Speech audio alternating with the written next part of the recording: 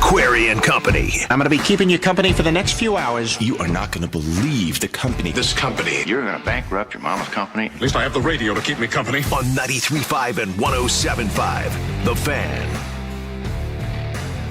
It is a fabulous day. It's always a fabulous day when you're at the great Indiana State Fair, but notably here today, and I'm excited about it. This is a couple years in a row now that I've been able to be out for this. The 2026 Indiana State Fair Governor's Cup Consolations and Championship Racing that is taking place today, all part of the Indiana Standardbred Association. Horses that have been racing throughout county fairs across the great state of Indiana, and now getting the chance to all come here to the Indiana State Fair in a great event, and we're going to talk about it over the course of today.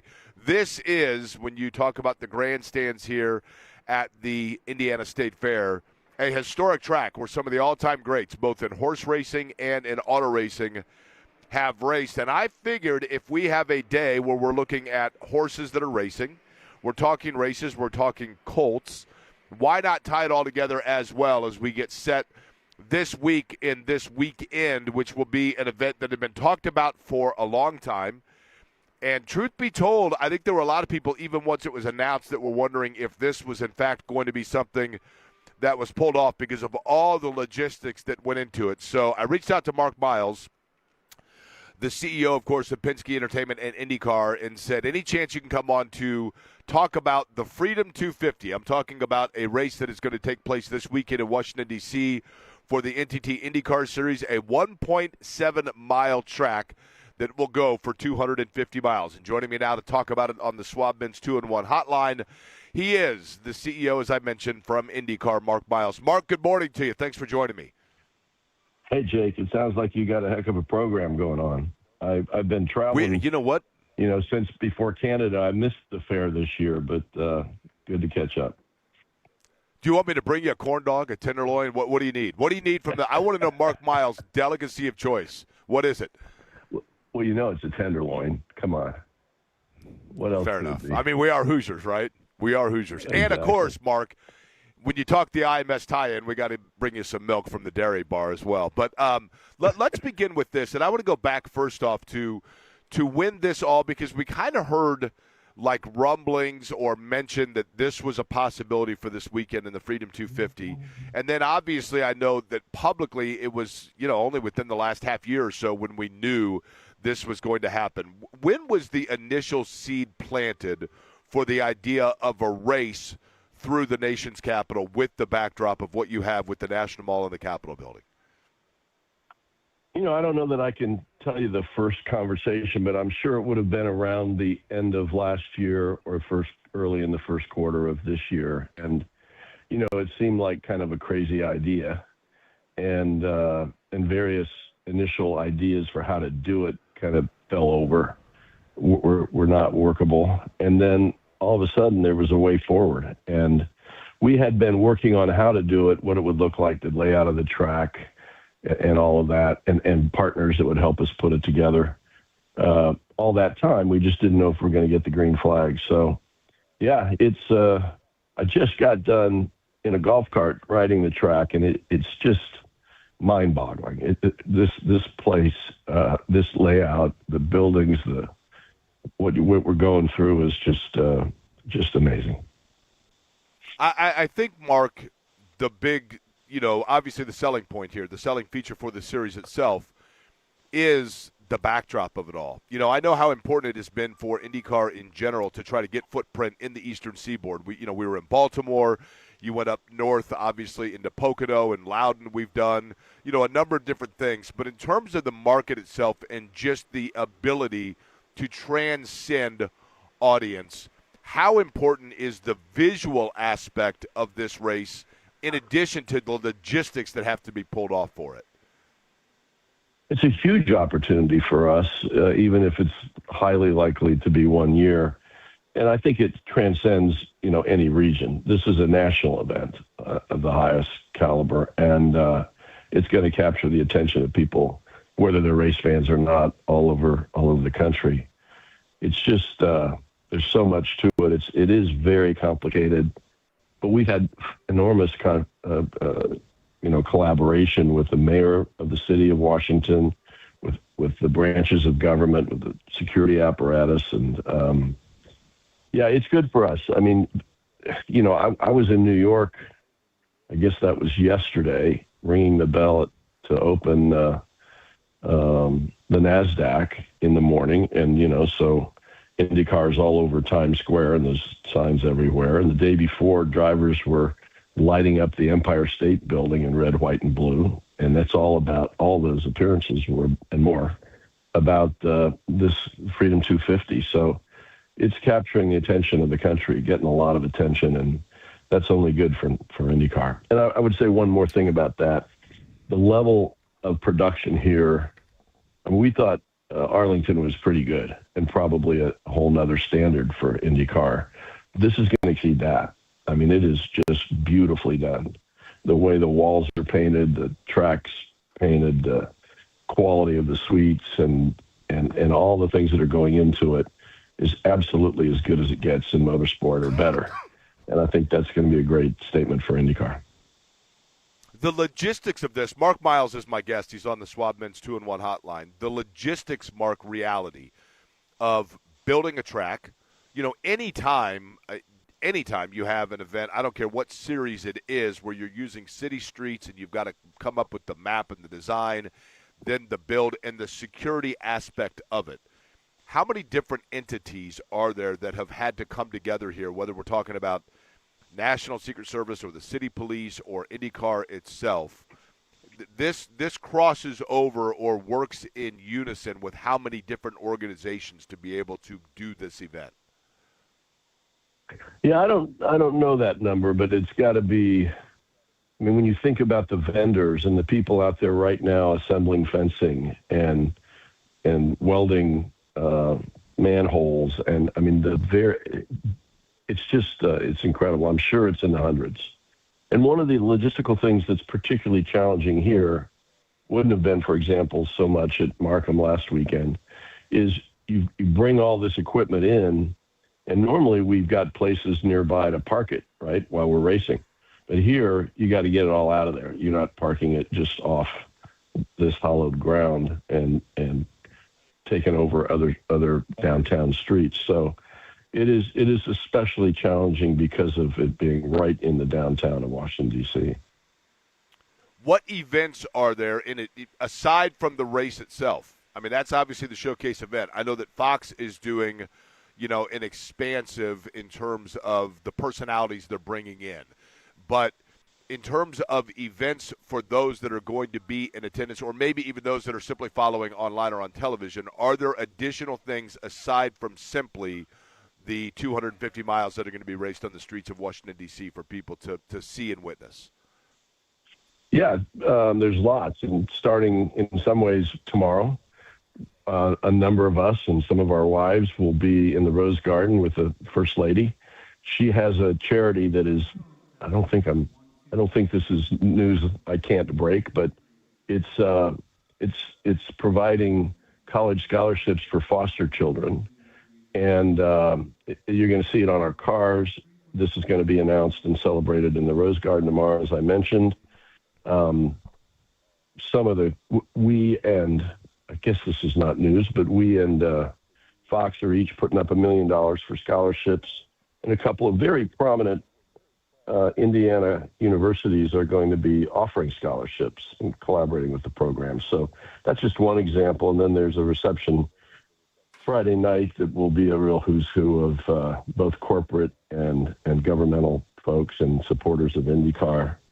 And before you know it, it's Saturday, and Saturday is going to be really fun. We're watching the weather. It looks like it's going to be okay, and I expect the crowds are going to be crazy. We have these two areas, one called Stars and one called Stripes, inside the mall, which is inside the track. And there are over 100,000 for each day of tickets, free tickets outstanding. So I think the crowds will be huge, and we think people have a lot of fun getting to know IndyCar. Mark, one of the things about this, Mark Miles is my guest, who is the CEO of Penske Entertainment and IndyCar, of course, the Freedom 250 this weekend. the reality is, and this is not the fault of IndyCar, it's just the reality of today's world, right? We live in such a polarized society. Everything is, white or black. There's very few gray areas, and people want to make things overtly political. For this event and for the showcase, and I know what it has meant, like I mentioned, to get into that market and to be in Washington, D.C., and to have all of that there in really what is the country's city, right? Was there a concerted effort or even a concern to make sure that this is presented and seen as a unifying event as opposed to one that is a political event? Absolutely. I mean, whether it's the way we try to conduct ourselves at the Indianapolis Motor Speedway, where every day it seems like there's some kind of a political issue that people want us to get involved in, and we just don't. We know we have fans in every part of the political spectrum, and they're all fans and they're all family. So we don't think it's our position, even in IMS, to get involved in local and state politics. And it's the same for this. Look, the Freedom 250 is celebrating the nation's birthday, and the president and the administration are very involved. We decided not to take public money to do this so that wouldn't be an issue. It's organized as a not-for-profit. And while the administration will have a significant presence and has had, I think, in the kickoff of it and some of the promotion of it, for us, that's not political. That could be any president, and we're just happy to have been welcomed and encouraged and part, maybe a big part of the nation's 250-year celebration. Have you seen an increase, Mark, or even has this facilitated introduction into new business partners for the series or for teams? Yeah, well, we hope that's the case. Time will tell. But if you look at the list of major brands, including consumer brands who signed up to take suites or be sponsors, very few of them were our traditional relationships. So, yeah, we're meeting a lot of new people, making a lot of new friends, and hopefully that will translate beyond the nation's capital. What is the percentage? What are the odds, Mark Miles? Because you mentioned it, I always go back to Michael Jordan's quote when he retired, and somebody said, what are the odds you come back? And he said, I'm 99.9% retired, but I hold on to that 0.1%. You mentioned off the top that it's highly likely this is a one-year event. But when you're talking about that sort of a backdrop, that sort of the overall optics of it all in Washington, D.C., is there discussion, or is it even looking at, gosh, is this something that could become something that is routine on the schedule? No, I would say I'm with Michael on the percentages and the way he framed it. But there is really no discussion at this point about it happening again. It is very difficult to do this when you all see and the nation sees where this course lays out. And, I mean, it is logistically for the community, for the city, and for all the security folks, and for IndyCar, very challenging. So you never say completely never. And if there were a different place that would offer many of the same benefits in the D.C. area, that might be a different thing.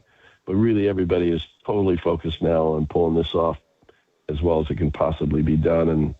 And then if something else falls out of it, so be it. By the way, you mentioned the event that will take place to announce scholarship for foster children, that IndyCar and Fox will be contributing financially towards that, and that universities in Indiana will benefit from that. Can you say which universities? Well, I'm a little nervous about that because our communications people always get mad at me when I break news I'm not supposed to break. But if you think about, say, West Lafayette and Bloomington, you might be on the right track. I figured it was probably two of the bigger state universities, right? We have several great state universities, but I figured those would be two of them. Mark, if you could, Mark Miles, my guest, before we let you go, just kind of run down for me again the schedule of events as it will take place. I know for folks that are coming from here, the important thing is to make sure that people are understanding and patient of getting into the venue, because I'm under the understanding that security is obviously understandably going to be tight. But the schedule itself of things and events that you have taking place between now and the green flag. Well, between now and the race green flag, we have this treat, the ability to go to the Rose Garden and celebrate the First Lady's scholarship program, which is really cool. And then there are other announcements. There's a news conference with our partner at Shell to talk about the race fuel and where it's coming from going forward, and other business announcements. I think for fans, they want to get in here Friday for sure, and they want to get in over here really is first thing Saturday.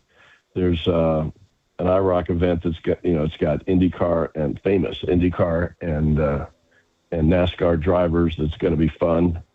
And then we start practicing and then qualify, and then we race Sunday. So there will not be a dull moment, I'm sure. And it's going to be, I think it's going to be really crowded in the mall. So the people who got those free passes ought to really be attentive to getting in early. And they need to read everything we've got out there about the logistics, because there's really no parking real close. And if you're staying farther out, then the advice is to take the metro and try not to bring your car in. It's a big event, and so people need to plan accordingly, like we always advise people to do for the 500. And as well, when you talk about the partners, Mark, because you guys added it now, it is, again, a 1.7-mile circuit, 7 turns, and to get it to 250 miles, added laps, and Firestone, I think, bringing an extra set of tires for everybody. So a good partnership there with Firestone being on board with that as well. Mark, we certainly wish you the best of luck with it this weekend, and I'll be broadcasting it, and it's going to be, we'll see. If it's a one-off event, then I think it'll be a big one, and if it's more than that, that'll be great too. But we shall see. But I certainly appreciate the time this morning. I'll bring you back a Tenderloin, all right? Thanks a lot. It will be historic, no doubt about it. Thanks for talking about it. Appreciate it. Mark Miles joining us, the CEO of both Penske Entertainment and IndyCar itself. It's interesting. When we were in, and I can't remember which event I was at this year, but we were sitting around in the broadcast tent, and I said, if it's the Freedom 250, then they should make it 250 miles, right? And somebody made the comment, well, yeah, but, from a tire standpoint, what do you do with that? You only have so many sets of tires. And I said, well, you do the softer compound red tires, you call those like the stripes, and then a second set of softer compound tires, you call those the stars. And you either take your set of stars or your set of stripes. If you're doing this indeed all themed in with the Freedom 250, you do it that way. And then lo and behold, now I don't know that they're doing that with the names of it, but lo and behold, extra tires, in fact, will be in play for them to be able to get this to 250. And we'll talk about it plenty between now and when the race takes place, including, like I mentioned, there's no denying the fact, the elephant in the room, that there is that political nature of it and how you navigate through that, as Mark and I just talked about right there. We got plenty to talk about and get to today, including the Fever win last night. The Colts obviously getting set for the Atlanta Falcons coming up. But Eddie Garrison, do you happen to have, Eddie, the breaking news sounder? I don't know if you happen to have the breaking news sounder by chance.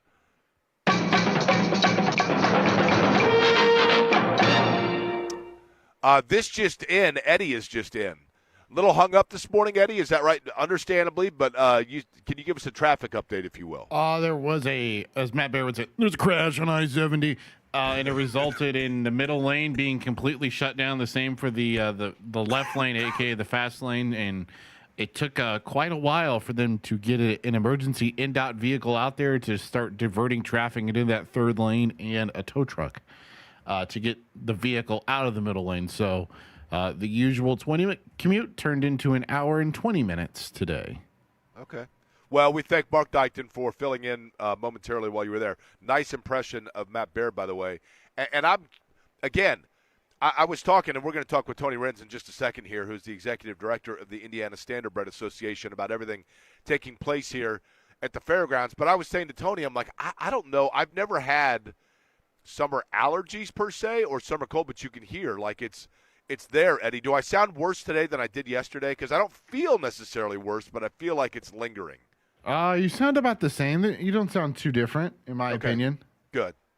That's good. I did the fair last night, and my annual tradition, it was packed last night. Absolutely packed. I do love the fair, and we did the lap. I bought, as I always do, I bought my wallet. I bought my leather wallet, and then I realized as I was putting it in my pocket, last year's was in my pocket and really is in perfectly fine shape, but that's okay. I have to buy one every year. Walked around. Didn't really get to do any of the foods because I was kind of tight on time. Did go through the midway, watch some of the people on the rides. I love it. I love everything about it. And then I got home and just kind of recapped and was looking and reading about it and went back and looked at, the highlights and whatnot of the Fever win last night. And, Eddie, you were working that broadcast last night as the producer for the Fever Radio Network. And the storyline is going to be this, unfortunately. The Fever are, they are obviously playing really well. They are clicking seemingly on all cylinders, including away from the court. I mean, they look to be enjoying one another, contrary to popular belief, contrary to all of the posts. And they have now put themselves in position. I believe they're 5.5 back of Minnesota for the top record in the WNBA, but essentially the 3 seed right now. Defensively, I think they are playing better. Offensively, it goes without saying, and that is so much of that. Caitlin Clark, yes. But Kelsey Mitchell has been playing at such a high level, and when she leaves a game for a quarter because of overheating, and I'm using air quotes a little bit there, but that was the explanation, was overheating. The reason that is of significance, more often than not, when a player has 29, they're setting WNBA records, franchise records for most consecutive 20-point games. You say in that situation, okay, not a big deal that for the second straight game they're playing in arenas, because this is what happens with the Fever schedule. And I think it's easy to forget this or overlook this. The Caitlin Clark phenomenon, and let's be real, that's what it is. The Caitlin Clark phenomenon is increasing the demand for tickets and thus necessitating for the Fever to play in different venues that oftentimes are not the main venues of the W. And I'm not saying that these are venues that don't have air conditioning. I'm not saying that. But for whatever reason now, for the second straight game, they are playing in spots where it is becoming uncomfortably warm, apparently, inside of the gymnasium itself or the arena itself. And in Kelsey Mitchell's case, when she sits out, it is more than just that, or you speculate or analyze it as more than just that, because of the fact, and I'm not going to get into the name of the medical term because I will butcher the name of it, but if you recall, last year late in the playoffs, it was Kelsey Mitchell that had to be removed from a game because of a condition that is basically the equivalent of, and I'm using layman terms here, severe cramping that happens within the muscles of a dehydration of the muscle where the muscle begins to then deteriorate itself. And essentially, for lack of a better phrase, the muscle almost begins to like eat other muscle. I know that sounds kind of ridiculous, but that was the very dangerous situation that she got into a year ago, and clearly and obviously, and in that case, and it comes from overexertion of the muscle. Again, not a doctor. I'm going off of, just discussions like most of you of what I've heard. But when that takes place, the remedy for it, first and foremost, aside from obviously rehydration, is to completely lay off of the muscles. The relaxation because it comes from an overexertion of the muscle, where the muscle then begins to basically work in reverse order. And because of that, you had to be, a year ago, I think it was like 15 days of non-activity just to let the muscle regenerate. And for that reason, I think you were going to be far more aware of, careful about, selective about the way you handle things with that situation and that player than you would have otherwise. And so that is the reason why that is of significance. But reality, Eddie, is aside from that, the work was done at that point. I know with Toronto, who you mentioned has not won a game since July 12th, you would expect it to be 20, 30-point game. It wasn't necessarily that, but you do what you got to do, right? You get that win. You preserve Kelsey Mitchell, assuming that that's all that is, and you move on and you go on to the next one. But it was last night, another great performance by her. Yeah, it was, Jake. And Brittany Sykes made her return. She had not played in 15 consecutive games. The last time she actually played in a game was coincidentally the last time these two teams matched up, which was on June the 16th. So she has missed the better part of 2 months going into that game last night. And she makes them a different team just because now it isn't just Marina Mabry that the Indiana Fever and opposing defenses have to key in on. Anissa Morrow off the bench last night was fantastic. She had 16 rebounds, 7 of them on the offensive side, so she gave Toronto a bunch of second chance looks. Sophie Cunningham came up big last night for the Fever off the bench with 13 points. Caitlin Clark was doing Caitlin Clark things again, and outside of those 4 players that you mentioned, or 3 players of Caitlin Clark, Kelsey Mitchell, and Sophie Cunningham, there was just it was just this, a pedestrian performance from the Fever outside of those group of players. So it was nice for them to be able to find a way to close out, the tempo there in the fourth quarter without the player who had been their offense for most of the night. And now they move on. They're going for a 6th straight win, and they'll have to do it against the Dallas Wings. And that would be potentially, Jake, the record-setting performance for Kelsey Mitchell if she is able to suit up, which all indications point towards that. She's going for her 21st consecutive game with at least 20 points. Nobody's ever done that in the history of the WNBA. Asia Wilson has done it, but it spanned over 2 seasons. So now they'll have a really, really good road test again in Dallas.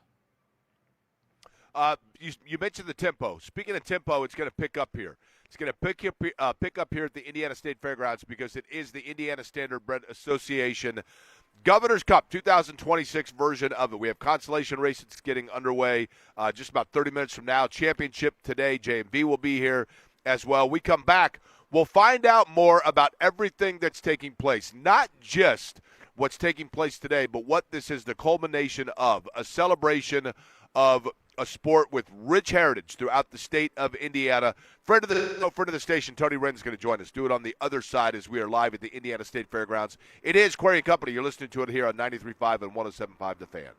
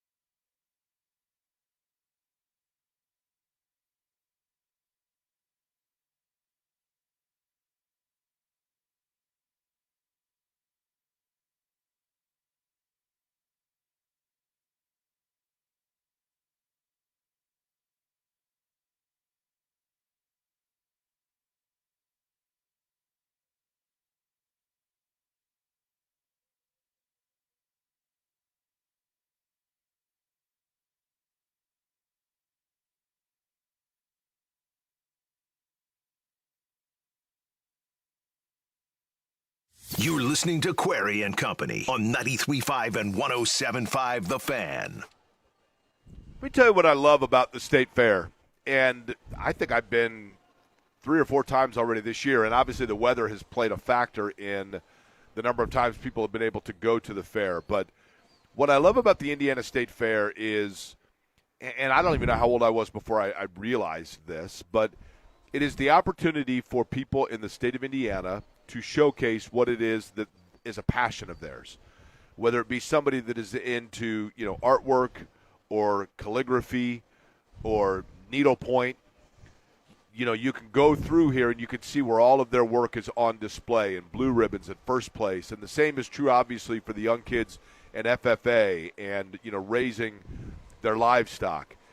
And the same is true when it comes to horse racing. And the Indiana Standardbred Association does exactly that, puts it on display, because here you have the culmination today that we're going to be out here all day. J&B will be here as well, for racing that has started at the county fairs throughout the great state of Indiana and then come here for the culmination, the celebration of the heritage and the history of this sport in this state. And Tony Renz, I know you look forward to this all year. You are the executive director for the Indiana Standardbred Association.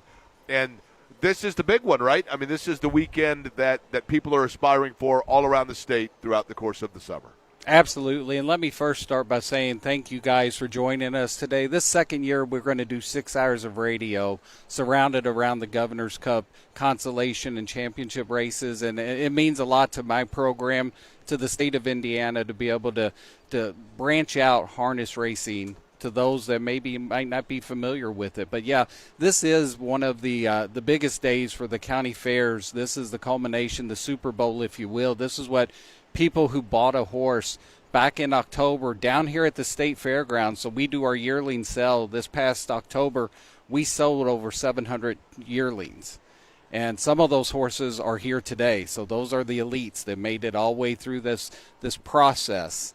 And today they're racing the consolations for $10,000 purses, for the championship $25,000 purses. And it's a lot of hard work. It's a lot of blood, sweat, and tears that go into this. And it's 7 days a week, 365 days a year. They don't take vacations in this industry. They are the hardest working people I know of. Now, I'm going to ask a couple of dumb questions here, Absolutely. so bear with me here.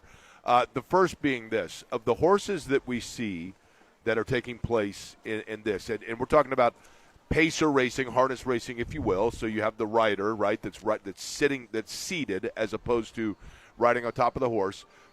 These horses are all, in order to be in the Governor's Cup, does that mean that the horse has to have been both born into and also raised and trained in Indiana, or is there a disclaimer either way? And I know that's a dumb question. These are all Indiana-sired horses, so Okay. They're born in the state of Indiana. Now, once they're born, they do have to have residency here for a certain amount of time. Now, they can go somewhere else and train. They can go down into Kentucky if there's a training center down there, but they've got to come back here to race.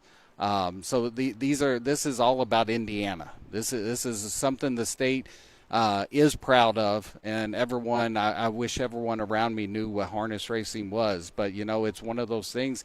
It's been here. This was the first part of the state fairgrounds that was this track. Oh, in the late 19th century, right? Yes, I mean, we're talking over 130 years ago. If I'm not mistaken. I think it was 1886 was when the first 140 years ago harness race was run in Indiana. And when they started developing the state fairgrounds, they put the track here first, and then they built around it, and that's how all the buildings kind of got here. And this is the centerpiece of the state fairgrounds. Well, what truly is, really is remarkable, Tony, if you look at the history of racing in this state, and bicycle racing, I've always found this fascinating. Major Taylor was the first African American world champion in any sport from Indianapolis as a bicycle racer. And ironically enough, being from Indianapolis, he was this huge international star for about a 3-year window. And then automobile racing kind of surpassed the popularity of bicycle racing. Horse racing has been able to stay relevant and popular and financially viable even throughout the era of transportation moving beyond the horse itself. And I think it's just because of what you're talking about, right? The fact that it's the the aesthetic beauty of the creatures in general is a huge part of it. I think for people that want to come out and watch great racing, that's one thing, but also just to see the animals has to be as big a selling feature as any of it, right? Oh, absolutely. So we do, during non-race days, we do something, we call them speed barn tours, where one of the trainers will give us a couple stalls over here, and we'll set up virtual goggles so you look like you're in a race. We'll give away fans, pens, trading cards, but all anyone wants to do is walk up and pet that horse. Right. And they love petting that horse. Horses are magical animals. They have many uses out there besides racing. You got work horses, you got therapeutic horses, you got service horses. So I mean, there's all kinds of uses for horses. They're magical animals. And you're right.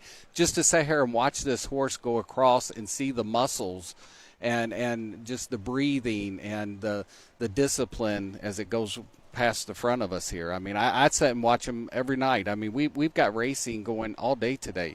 You've got 8 consolations today from 11 until about 1. Then at 5 until probably about 7:30, you got 12 of the championship races.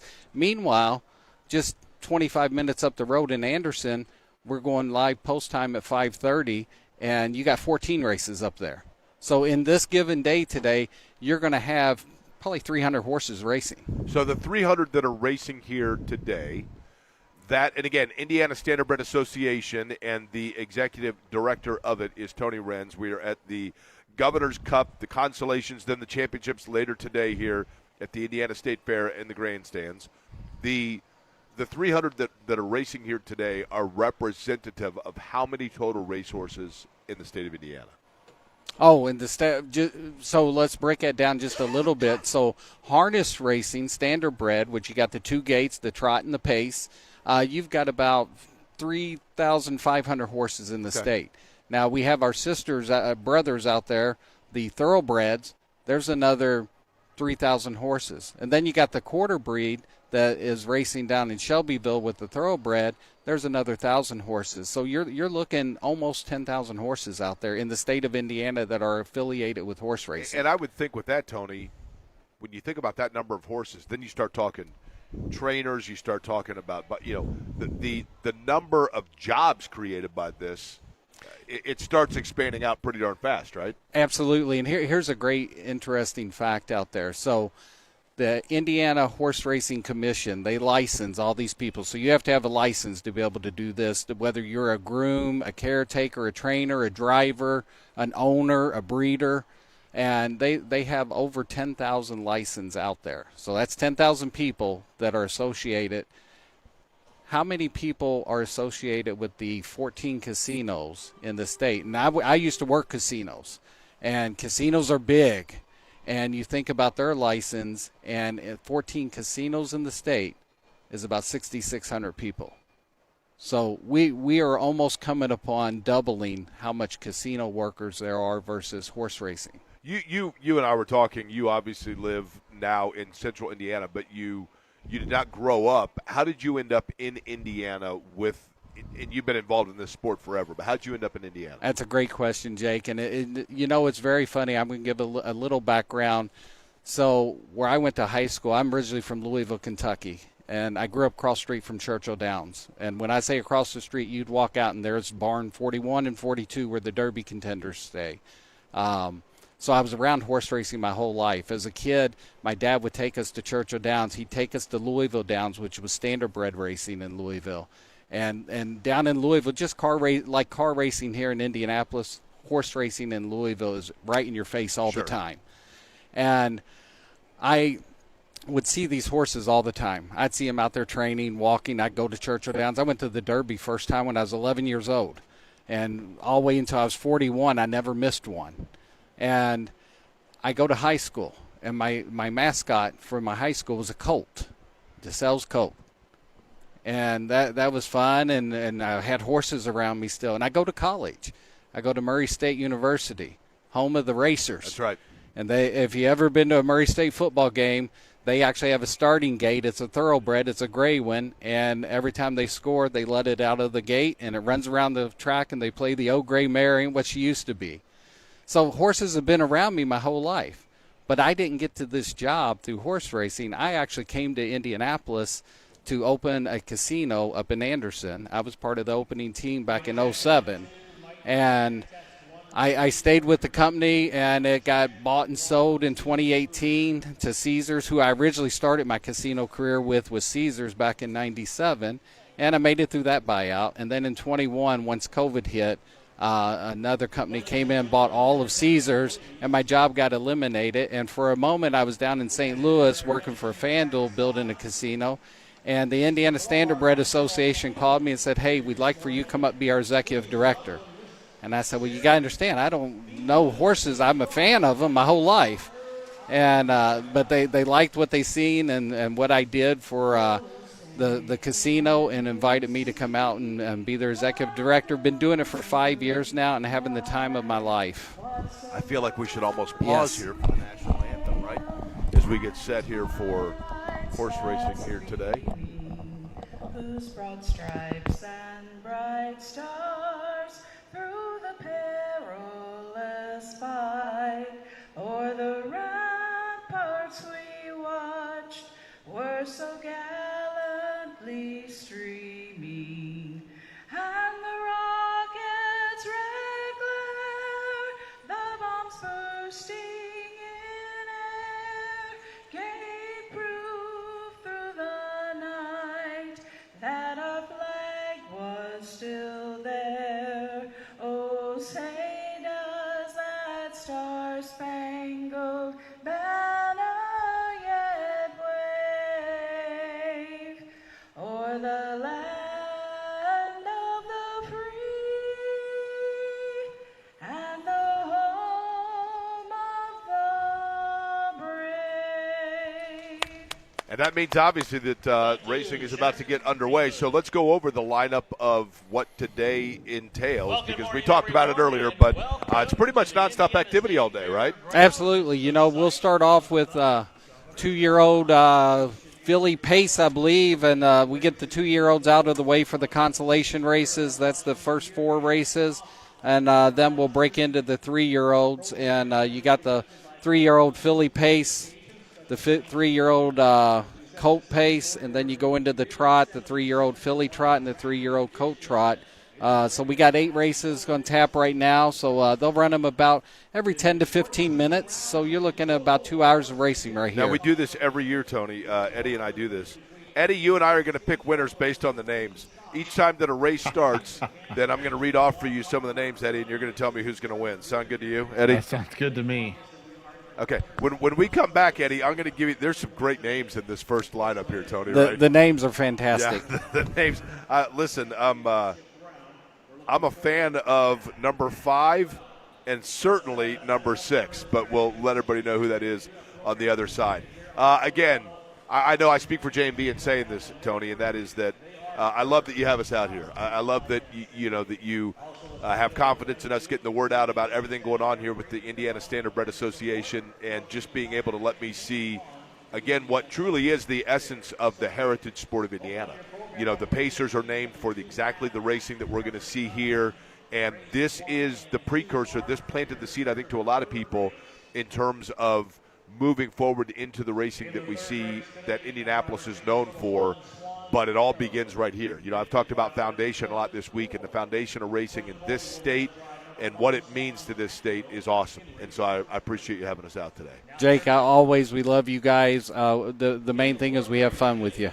Yeah, it is fun. There's no doubt about that. All right, we'll come back and we'll get you the list here of a couple of them that are going to be lined up, and we'll let Eddie pick based on who he likes here. We'll get back into Fever last night, big win. Speaking of horses, how about Colts? We will get into that on the other side. What does this mean with one in? Who's out on West 56? We'll explain when we return to the Indiana State Fairgrounds. It's Query & Company here on 93.5 and 107.5 The Fan.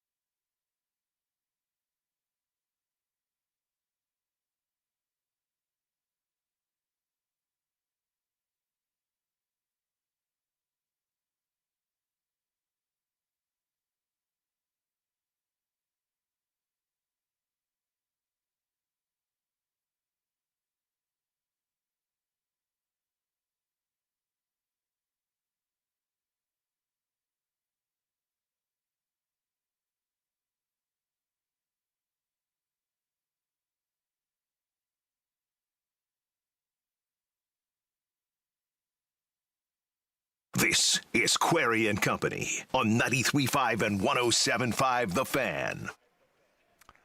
Okay, the first consolation race getting set here in about 8 minutes.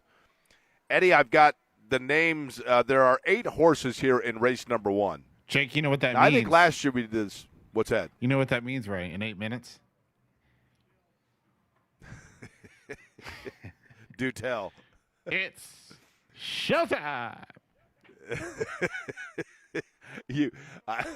I think you tripped yourself up with your own pride and laughing at yourself, and therefore I got too I'll excited. give you one more chance. I got too excited, Jake. I'll give you one more chance. Go ahead. Well, He's in 9 sitting right minutes behind it'll me. be, and there they go, off and trotting. Okay. All right. Well, here are the horses that are going to be going. Somebody told me, by the way, they said always bet on the gray horse. Okay. Okay.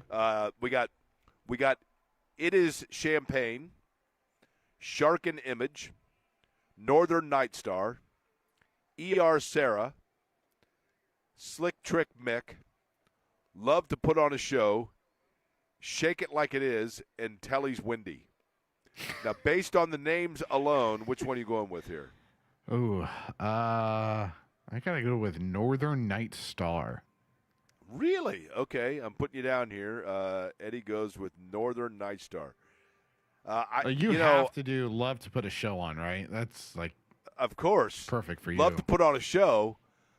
What do you mean by that? Well, that's what you love to do, Jake. You love to put on a show. Okay, well, love to put on a show. I'm putting that on right there. Okay, now here's the thing, though. The only problem with naming, now I have the greatest racehorse name of all time, Locked and Loaded, if I ever own a horse, but I can't say it. It's not family friendly, so I can't say it on the radio. I've always thought Unequaled Equine is a cool horse racing name. I love the name Love to Put on a Show because, I can relate. The only problem with it is, what is the goal for any racehorse? And anybody in a race, what is the goal? You want to win, right? Yep. When you show, that means you finish third. Mm-hmm. So I'm a little concerned about the competitive drive of Love to Put on a Show. Because if Love to Put on, you see what I'm saying? I do. If Love to Put on a show, no, I want to Love to Put on a win, right? Yeah. I don't Love to Put on a place. I don't know that you would say that either. So that's my only concern there in terms of the competitiveness. Speaking of competitiveness, the wide receiver room for the Colts probably is going to have some of that now with Keenan Allen in the mix. The question then becomes, if Keenan Allen is there, and I heard the morning show guys talking about this, and it's a really fair discussion, and that is, who is the odd man out then? Who is the player that was literally about to call their parents in 3 weeks and say, I made it. I made the roster. The Disney movie scene is there. Like, Mom, Dad, I'm not going to come home after all. That player that was there to make the roster now all of a sudden realizes, wait a minute, there is a spot that is now going to be taken by Keenan Allen, so that means who is not going to get the call. Conventional wisdom would say it would be a receiver because you only carry so many receivers.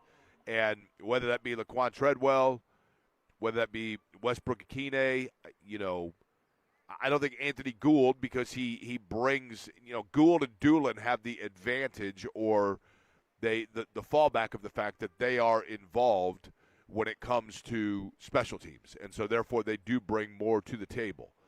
But it's one of the things to look at. We'll get into that and back into discussion about the Colts on the other side. I'll also let you know, Eddie, we're just about 4 minutes away. And you might even will we hear it here? Can you hear it over the PA? Well, there if he is does it, or do you just need to do it? There is a live stream going on, Jake. So maybe I can pull it off the live stream. That way we can get the compare. Yeah. No. Well, no. There is no comparison. There is no comparison. Well, your impersonation's pretty good. And for those that are unfamiliar, we're talking about the fact that we played and have over the years played a lot of the horse racing races on this show and on this radio station, and Eddie loves the broadcaster that does that and does a fabulous impersonation. He was on with us last year. Super good dude. Yeah. One more time if you could, because I do like your impersonation. Which one? At the start of the race, we'll go with the start of the race, the very start of the race, right when it begins. Okay. There they go, off and trotting. Now, when does he say showtime? When does that happen? That's when the gate is approaching, and the horses are starting to get into the gate. Okay, that's what he says. What does he say then? Well, it's not the gate; it's the starter. Yeah. Well, they're starting to get. And what is it? And he goes, "It's showtime." Okay. All right. We'll listen for it. All right. We'll come back. I'll get back into the Colts conversation here at the Indiana State Fairgrounds. Racing about to get underway here, and we'll let you know between it is Champagne, Shark and Image, Northern Night Star, ER Sarah, Slick Trick Mick. Love to put on a show. Shake it like it is, and Telly's Windy. We'll get into that and a Colts NFL predicament Eddie and I find ourselves in. I'll explain next.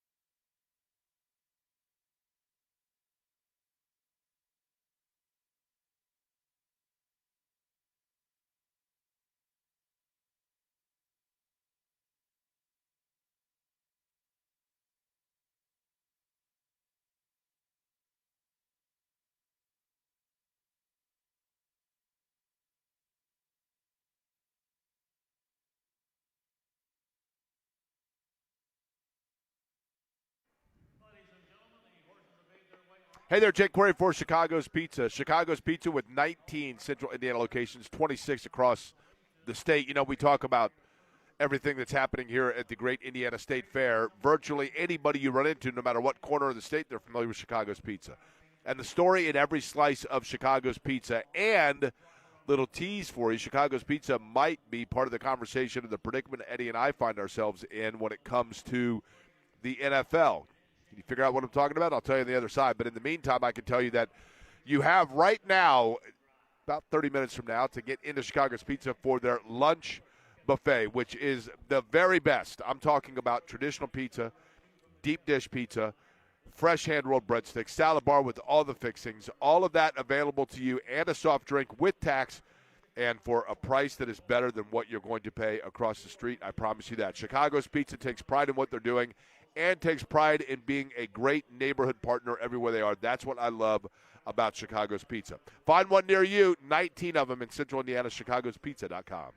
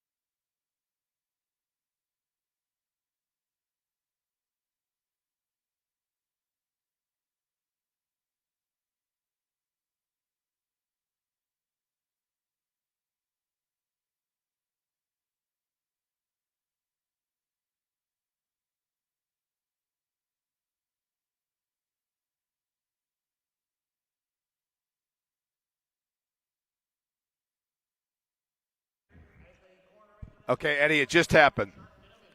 Stop what you're doing here because, in fact, he just did it. Showtime, and there they go, both. And I'm going with, here's the thing. This group of horses here in race number 1, the 1 mile pace, this is for a $10,000 purse. They are in turn number 2, and I can't see from here who's in the lead. But I think I got to go with Shake It Like It Is. Because if you are at the Great Indiana State Fair, and I'll be serving milkshakes coming up at 2 o'clock at the dairy bar, so therefore I got to go with Shake It Like It Is for my winner here. And there is one that is way in the back of the field. That probably is Eddie's pick of Northern Night Star. But if Love to Put on a Show actually shows and doesn't win her place, then that's going to be just an incredible coincidence.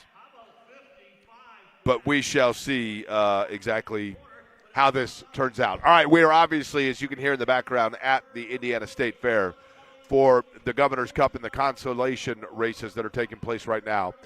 And let's get into this first and foremost.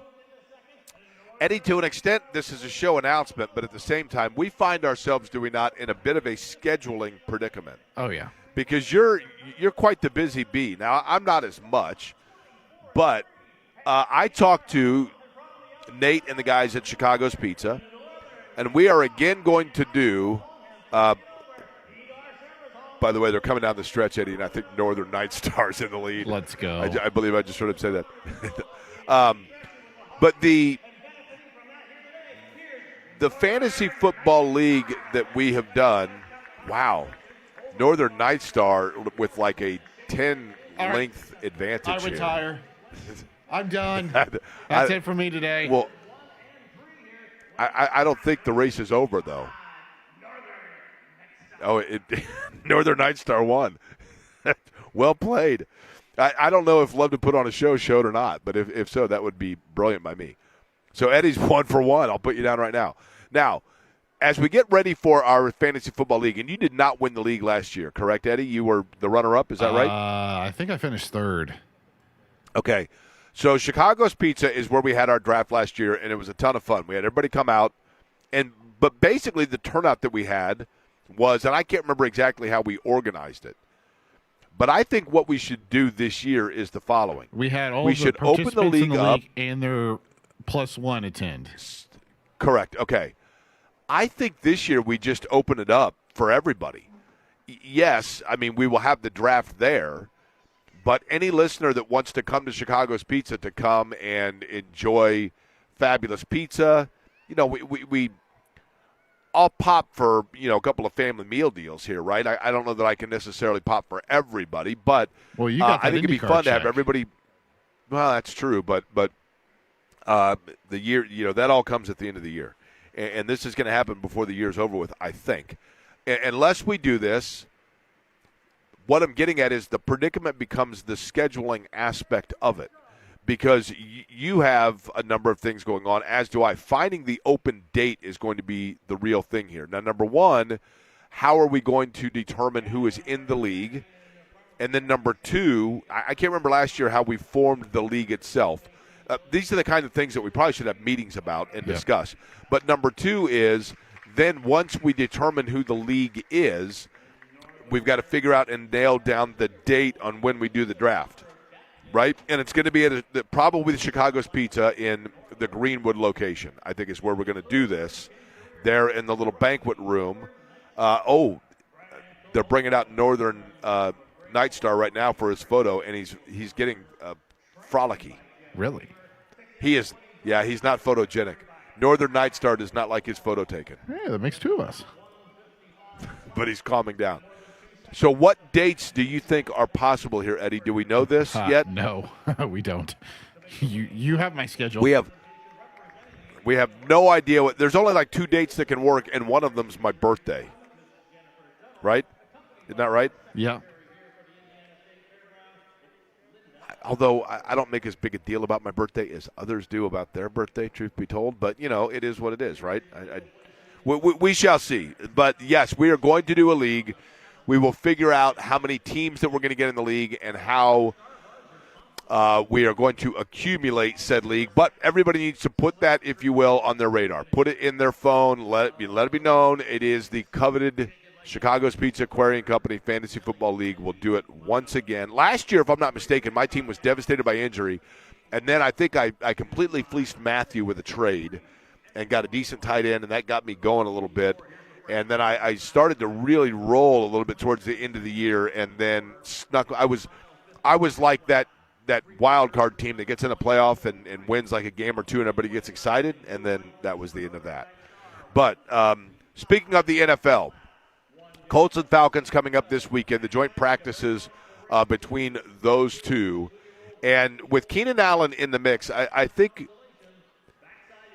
the more that you kind of read and think about it, I think it's now safe to say, and I give Chris Ballard, to use a Ted Lasso quote, I use him plenty of guff. I give him plenty of guff, right? Which Ted Lasso uses as a word meaning like you blow a guy a lot of static. But I think in this case, we all got bent out of shape and restless and, on nerve. And quite frankly, we were impatient in terms of the Colts and the wide receiver position on why they were not addressing this area of clear need. And I think we can now look at it and say, I don't know definitively, but precedent and just the way things fall, I think it's safe to say or assume that they knew for a while that Keenan Allen was going to be the guy. And, yeah, sure, if you're a general manager of an NFL team, you're not listening to the noise. You're not reading. Nobody in the history of sport has ever read anything that's ever written, right? We know that much. But the constant chatter and conversation about why are they not getting a wide receiver, what's going on with the receiver room, and all of that, I think that entire time they're probably already, when we were asking, myself included, the question of why has no one signed Keenan Allen? Why is Keenan Allen available? The answer, I believe, is that the rest of the league knew that Keenan Allen was basically already done with Indianapolis. A done deal, with Indianapolis. And I think Keenan Allen just didn't want to come to camp. I think it's as simple as that. I think a lot of players now, we talked about it yesterday with Stephen Holder, I think a lot of veteran players look at camp and they say, you know what, I've done the workouts, I'm in shape, I know what's required. I recall Reggie Wayne, now the wide receiver coach for the Colts, talking about when he was a young player. And he came out of Miami, and those guys at Miami, say what you want, they had unbelievable work ethic. Led by Edgerrin James, and obviously Reggie Wayne being, Edgerrin James' best friend. And the work ethic was almost unmatched. Frank Gore's another one. Just the tireless work ethic, right? But Reggie Wayne talked about one time to me how when he came in as a rookie and Jim Mora was the head coach, and he was frankly kind of stunned by how demanding and physical camp was. And part of that was Jim Mora, a former military guy, and just how he treated, Jim Mora did, training camp almost like basic training. And Reggie Wayne, was telling me about how he's like, man, I show up and it was like hell on earth. It was just nonstop. It was hot. It was sticky. We're working. But I think that instilled in Reggie Wayne this understanding of how it needed to be, how things needed to be, what the kind of shape that you need to show up in, the physical requirements, the mental aspect of it all. So as he became further and further along in his career, I think he had an understanding of, look, the timing does not begin when you report. You report and the work is already done. You're ready to go. It's just a matter of learning the offense, going through the reps, and whatever else. And I think Keenan Allen, probably there is an element of that exists where he's like, look, I'm good in that regard. I've done all this. I've done the work. So now let's go. and he knows clearly Shane Steichen. He has an understanding of Shane Steichen's offense because he's been in it before. Not to the extent that they were running it exactly as they ran it with the Chargers, but nonetheless, I mean, you would assume the cadence is the same, the requirements are the same, the movement's the same. So I think the Colts probably knew for a while this was going to be the case. And Allen not being here was not about the Colts necessarily saying we're waiting to see whether Treadwell or Westbrook-Akine or Gould jumps out and grabs it, or Doolin. But rather, they knew what the timing was, and they knew, hey, we'll get halfway through camp, and then Allen comes into the mix. But now the question becomes, what does that mean for the roster itself? And where does the roster spot come from? You knock on wood, you hope this isn't the case, but you cannot discount the possibility that there will be an injury somewhere along the way before final cuts have to be made. That's always obviously plausible and in play. But and does it come from, as we talked about earlier, within that wide receiver room? I mean, that would be, one would assume conventionally that would be the case, where if you're adding a receiver, it means a receiver, you take it away. That's, I think, a pretty safe assumption in that regard. But the addition of Allen and the offense in general, you feel pretty good about it, because this is a team, I think it's easy to forget this fact. A year ago, maybe not a year ago, but 9 months ago, so a third of the way through last season, Daniel Jones was like clicking on all cylinders. He was as smooth as could be. He wasn't turning the ball over. He was finding receivers all around. Jonathan Taylor was obviously going, and you saw what happened to Taylor's numbers once Jones wasn't there. But that offense, it's very easy to forget that offense was playing at a near historic level. And, excuse me, there was definitely the conversation of, like, this is record-setting. And we forget about that because of the injury and the fact that everything just unraveled so quickly. But realistically, what you have now is the same offense back. I mean, everybody's a year older. But if Jones is healthy and Jones is clicking, you now just put Keenan Allen in there, and that is your Michael Pittman.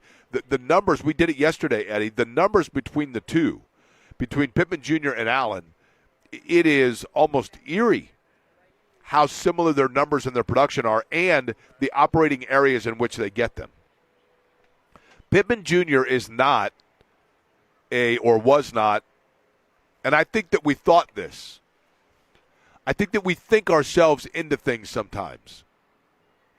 When the Pacers had Paul George and he demanded to be traded, that was coming off of, okay, this is, we had Reggie Miller, and now it's the Jermaine O'Neal franchise. And then O'Neal, towards the end there, injuries and just the brawl and fatigue, and he needed change of scenery. Okay, no problem. They drafted Danny Granger. It's Danny Granger's franchise. Maybe he's like too offensive. They don't have enough players around him. That's okay because they drafted this Paul George, and it's Paul George.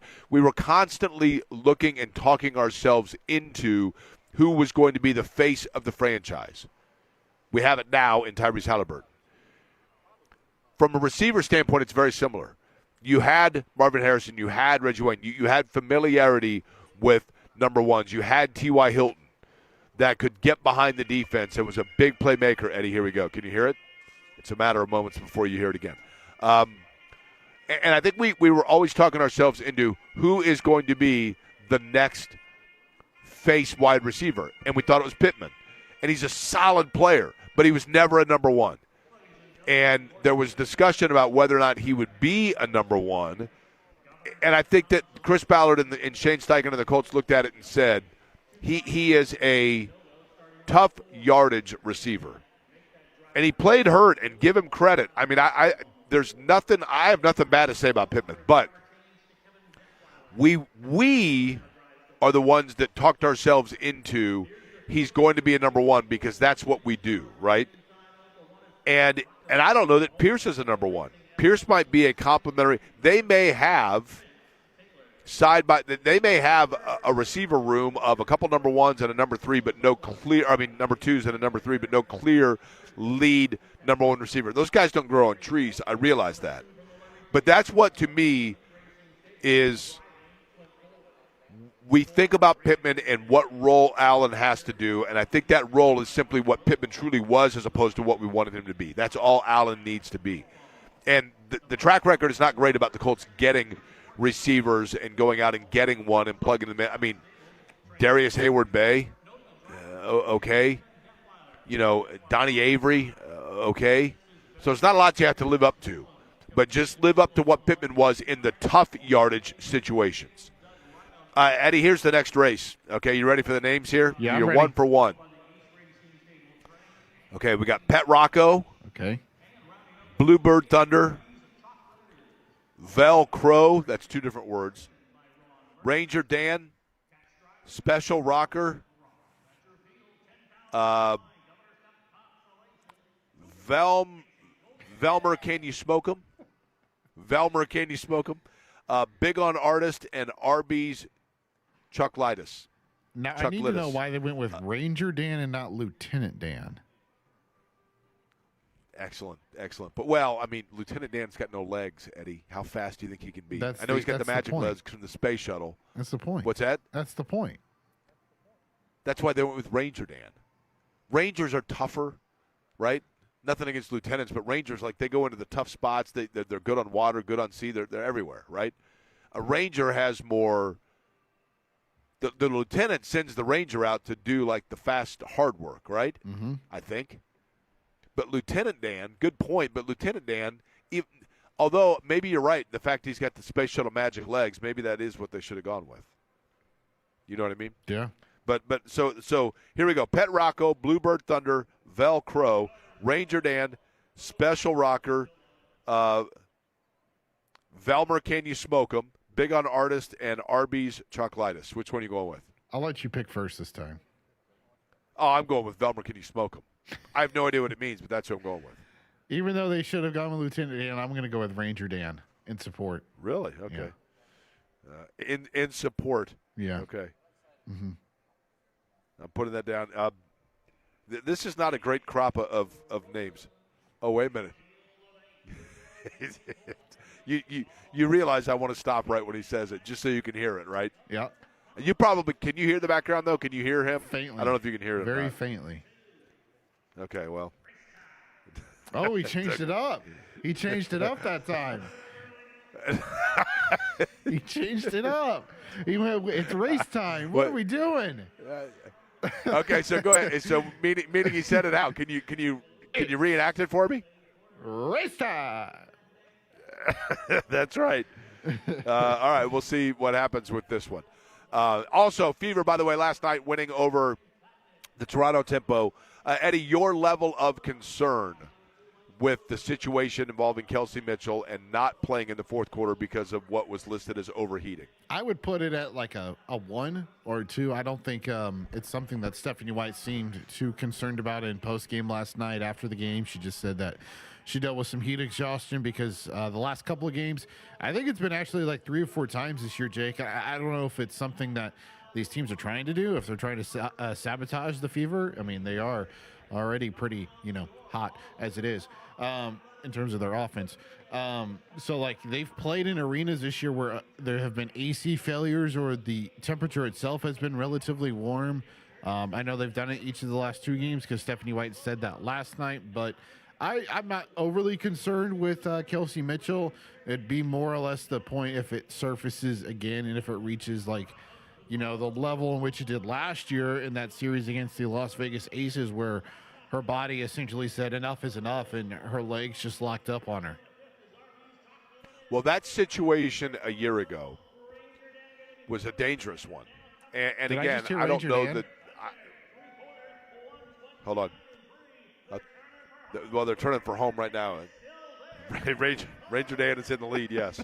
Hold on.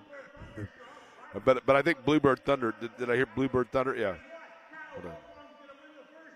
Hold on. You're 2 for 2, Eddie. Let's go. Ranger Dan is the Let's winner. go. Huh? Let's go. Brett Wilfong is the trainer, by the way. Yeah, okay. Ranger Dan, you're 2 for 2. I didn't hear where Velmer, can you smoke him? Oh, wait a minute. Hold on. Did he finish? This is unfortunate. Nah, this is unfortunate. He's actually enjoying a lung dart with the chipmunks that run our computer system. Yeah. They went into turn one, and Velmer, can you smoke him? Actually, somebody asked him that, and he veered off, and he's actually behind the grandstand right now. He's enjoying himself a couple of heaters. That's unfortunate. Ranger Dan wins. Eddie is 2 for 2. Very impressive. Very impressive, Eddie.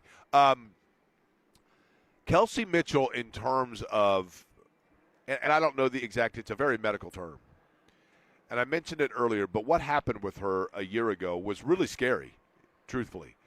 And that is an extreme, and I read about this last night, and I had remembered a year ago when Kelsey Mitchell, basically she began to cramp, and it was more extreme than that. It was essentially muscle that was deteriorating muscle, which happens with overexertion. And the only thing that can be done to reverse the damage from that is like 15 days of complete non-activity. And it was at the end of the year, so it wasn't an issue in terms of that. And she worked her way or didn't work her way back to this point. Just because of that, I have no idea if this is related to that. We could perhaps the next couple of days get Ralph Reef on to expand a little bit, but just the susceptibility to that is something that you have to be aware of and be careful with. But it is Dallas up next for the Fever after their win in Toronto. They are now just 5.5 back of the best record in the WNBA. They stand third overall, and they are playing, without question, their best basketball. All right, we will continue talking about what's taking place here with the activity, and Eddie is 2 for 2, shockingly enough here. At the great Indiana State Fair, it is the Governor's Cup consolations that are underway. Championships later today, 5 o'clock. This is all part of the Indiana Standardbred Association. And in terms of the Horse Racing Commission and what all of this means for the state of Indiana, Jessica Barnes will join me and do it on the other side here. You're listening to Query and Company from the Indiana State Fairgrounds on 93.5 and 107.5 The Fan.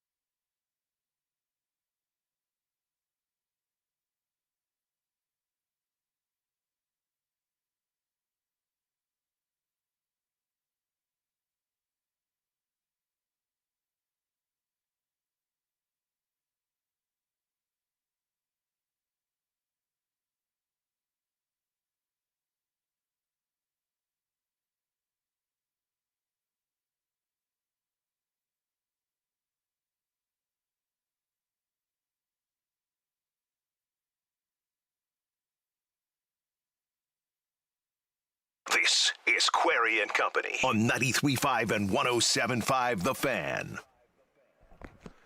Okay, Eddie, you're 2 for 2 here, right?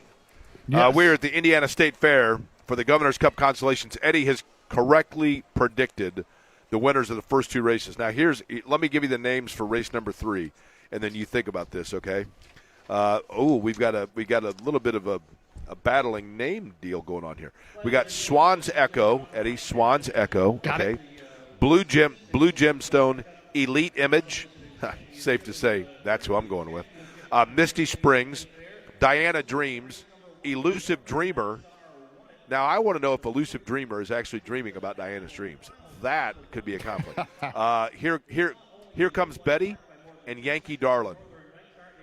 Who are you going with, Eddie? I'll read them one more time. Swan's Echo, Blue Gemstone, Elite Image, Misty Springs, Diana Dreams, Elusive Dreamer. Here comes Betty and Yankee Darlin. I think I'm going to go with Diana Dreams. Okay, we'll see if you go 3 for 3. Needless to say, Elite Image for me, right? Because that's what I aspire towards. Okay, joining us now, and I'm sure thrilled to be doing so based on those lovely predictions. She is the Director of Racing and Breed Development for the Indiana Horse Racing Commission, Jennifer Tuttle, joining me. And Jennifer, first off, thank you for coming out. It's great to see you here. Thank you. You are from Converse, Indiana, right? Correct. I grew up there. I'm just curious, when you were in Converse, Indiana, was it a conflict of interest at school if you wore Nike or Adidas? Did you have to wear Converse every day? No, they didn't care too much, but we got those questions a lot. Is that where the shoes made? Chuck Taylor is from Indiana. He's not from Converse, is he? No. That seems like he should have permanent residence. It would make there, sense. Right? Yeah, it would. But no matter what part of Indiana you're from, and Tony and I talked about this earlier, horse racing is very rich in tradition in the state. And I think that we think about Kentucky, obviously, when you think about horse racing. But Indiana has such a long-standing heritage and history with this sport going back literally into the 19th century. And what I love about the Indiana State Fair is you go around and you can go in and you can see, somebody that has their needlepoint on display and they're from Angola, or, an FFA student that has their livestock on display and they're from southern Indiana. So horse racing, to an extent, what we are seeing here today, am I correct in saying this, is essentially the best from the county fairs throughout the state all on display here, right? Yeah, exactly. So we have 11 county fairs that they race at, and so basically all summer long they are these are 2-year-olds, 3-year-olds, some of seeing the track for the first time in the very beginning, and they're just coming out here and learning and trying to figure out how to become a racehorse. And that's exactly right. It's kind of like your baseball, where these are kind of the minor leagues, and these horses are working to get up into the bigger races and to make it maybe to Hoosier Park and some of those places. But they are racing all summer long, about 30 different opportunities for them throughout June to August, and they're basically getting points for what positions they come in, and then those points are all calculated, and then the top of the top from all the county fairs will end up here today, and you'll have your consolation, and then you'll have your championship tonight. I'm going to ask the dumbest question you're going to get all day, okay? Okay. When a horse is a younger horse that is learning how to race, mm-hmm. Is it a matter of training the horse to have the discipline of knowing how to follow the command, or is it a matter of, because you see the horses oftentimes when they're posting, as we call it, and they, some of them are bucking around and they're mm-hmm. uncomfortable, they're restless. Mm-hmm. Is it a matter of channeling that energy for them and just making sure that they're able to follow command from the get-go? I mean, what exactly goes into the maturation of a horse as a racer? Yeah, you're just taking into account, like, when you go to some of the races, there's maybe not so much, like the fair isn't there. It's maybe just you're just having horse racing that day. Whereas they come out here and they've got a lot of stuff to look at. Yeah, they've got a lot of things out there, a lot of things they're not familiar with, they haven't seen before. And so when you're bringing them up as babies, you're out there training them and breaking them and letting them get used to the jog cart and teaching them how to. It's okay to put a bike on there behind them, and then just getting out there and learning some of the trainer's cues and things like that. So you'll hear some. do you get indication when a horse is young as to what the promise is, or do you kind of not know how they're going to react to the big stage, so to speak? Yeah, I would say just like anything. Yeah, you don't really know how they're going to react. You have an idea. You think they're calm, but at the end of the day, they're animals. And so, it's like they can get spooked by a little something or whatever. But for the most part, yeah, you know what you're dealing with and what you're coming out here with. And for the most part, they're all on their best behavior. Now, I'm gonna tell on you here real quick, okay? I know your last name's Tuttle, but I'm going to tattle, Okay. So you walked over, and I said to you, because I've been asking this question to everybody the last 2 days, I said, I always prided myself on the fact that I had no allergies, and now I think all of a sudden I'm getting allergies. And so I was asking you, do you know if, like, the pollen count or whatever's bad, or do I have a cold? And you said that you have – I said, well, do you have allergies? And you said you have an allergy and you're allergic to horses? I am. Now, what happens when you're around them? It's terrible. I get just sneezing, and I have to take my medicine. I definitely have to take my allergy medicine to do that. And it's something that happened later in life. I've been around horses my whole life, grew up with standardbreds, and so it's just something that kind of happened the older I got, unfortunately. Okay, so but with the medicine, everything's good, right? Yeah. With medicines, everything's good. Which is important because you like being around them. Yeah, right? I help put the blankets on and things like clearly. that. So, yeah. Dumb question for people listening that may be confused by this, okay? Because this is the Indiana Standardbred Association. The difference between that and thoroughbred is the difference between a standardbred and a thoroughbred. So the standardbred has the jog cart behind, Correct. the sulky. And the and the thoroughbred have a rider. Right. So the top. thoroughbred is like the Kentucky Derby would be. Absolutely. A thoroughbred. Yeah. And this is, harness or pacer racing, right, where you have the rider behind. Correct. Is it a different size horse, a different discipline horse? How do you determine which style of racing a horse is going to go into? It's basically I would assume like what you grow up with and what you breed. Like you breed. It seems like you breed standardbreds and they stay the standardbred route. You breed thoroughbreds, and kind of they may bounce back and forth. Quarter horse, thoroughbred. And by the way, now you can't make a prediction here on the races, right? Okay. No. Okay. But I believe they're getting ready to get started. They are. They're starting right now. Now, Eddie. There you go. Okay. Now, Did I Eddie. just sync those up at Eddie, the our same producer. time? That was pretty strong, Eddie. Jennifer, Eddie does an impersonation of the announcer here. Oh, right? Rick. Okay. Rick's a great guy from Canada, right? Yep. Rick great guy. Uppel, He was right? on with me last year. Rick Uppel. Yep. Yeah. So, Eddie, if you could go ahead, and we're going to have Jennifer grade you on an A to F scale. Why? Okay. Why? Go ahead and go ahead. Well, because you're Mr. Fancy Pants about this. Go ahead with Mr. give us Fancy a. Pants There about they Jack go. Squat. Go. Eddie, if you could go ahead with a. There they go. Here we go. There they go, off and trotting. Not as good that time. Okay, Jennifer. That what was do you think? that was pretty good. I'd have to give you probably a B plus. B plus. Okay. Yes, What that's about a the passing Eddie? Go ahead. Go ahead with the showtime, Eddie. All right, here we go. It's showtime. That was really good. That was really good. I may have started you off a little too high there. I'm going to give you an A minus on that one. Oh, nice. Okay. I'll take it. So rounding out to an A minus B plus, that rounds out to a solid, not an A plus, but I guess an A, right? We'll give him an A. Yeah. Okay. Yeah, that was impressive. Not bad. Thank you. You have been in this role for how long? I have been in the current role for almost a year. And so this is, and I want people to know this. If not, they still have time to come out today, obviously. Yeah. But even if not for today, for next year or for future reference, this is truly, I mean, we can sit here and be flippant about stuff all we want. This really is your guys' marquee event. Yes. Where over the course of the summer, when you go to, any of the county fairs, 9 different, I believe, that are running races throughout the summer. Okay, hold on. Dang it. Here comes Betty. Betty. Yeah, well, I don't know what to tell you. Who finished Eddie, you're second? now 2 for 3. Second was Yankee Darlin. So, sorry. I don't know what to tell you, Eddie. Darn.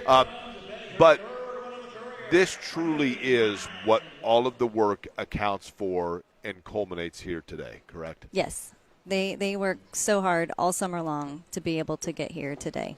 And putting on this event requires how much build-up time just in terms of getting everybody in? Like, in other words, those that we're seeing racing, they arrived here when? What all goes into this particular event today? They, they pulled in probably 2 to 2.5 hours before the races start. So some of them are, they're leaving the house at 4 a.m. in the morning and driving down here to be able to race. So they're getting everything ready the night before, jumping in the truck and trailer and heading down the road and getting here. And then, they'll start getting the horses settled, start warming up, and get ready for today. This fascinates me because the horses, of course, it's not like the horse really has, I'm sure that they have a routine and a schedule. I don't know if they're like routine-oriented animals. Most animals are. But is there a scaled-down period before you get to it? Are they racing every single day, or do they have to kind of rest them a few days in advance? How does that work? Yeah, no, they have some time off. So they usually, for instance, in the summertime, we will race, we may race like on a Monday, Tuesday, and then there may be a race on a Saturday. So they've got some break downtime in between. They probably have had about a week off before they came here. So, they've had some rest. I now have the second dumbest question that you're going to get all day, okay?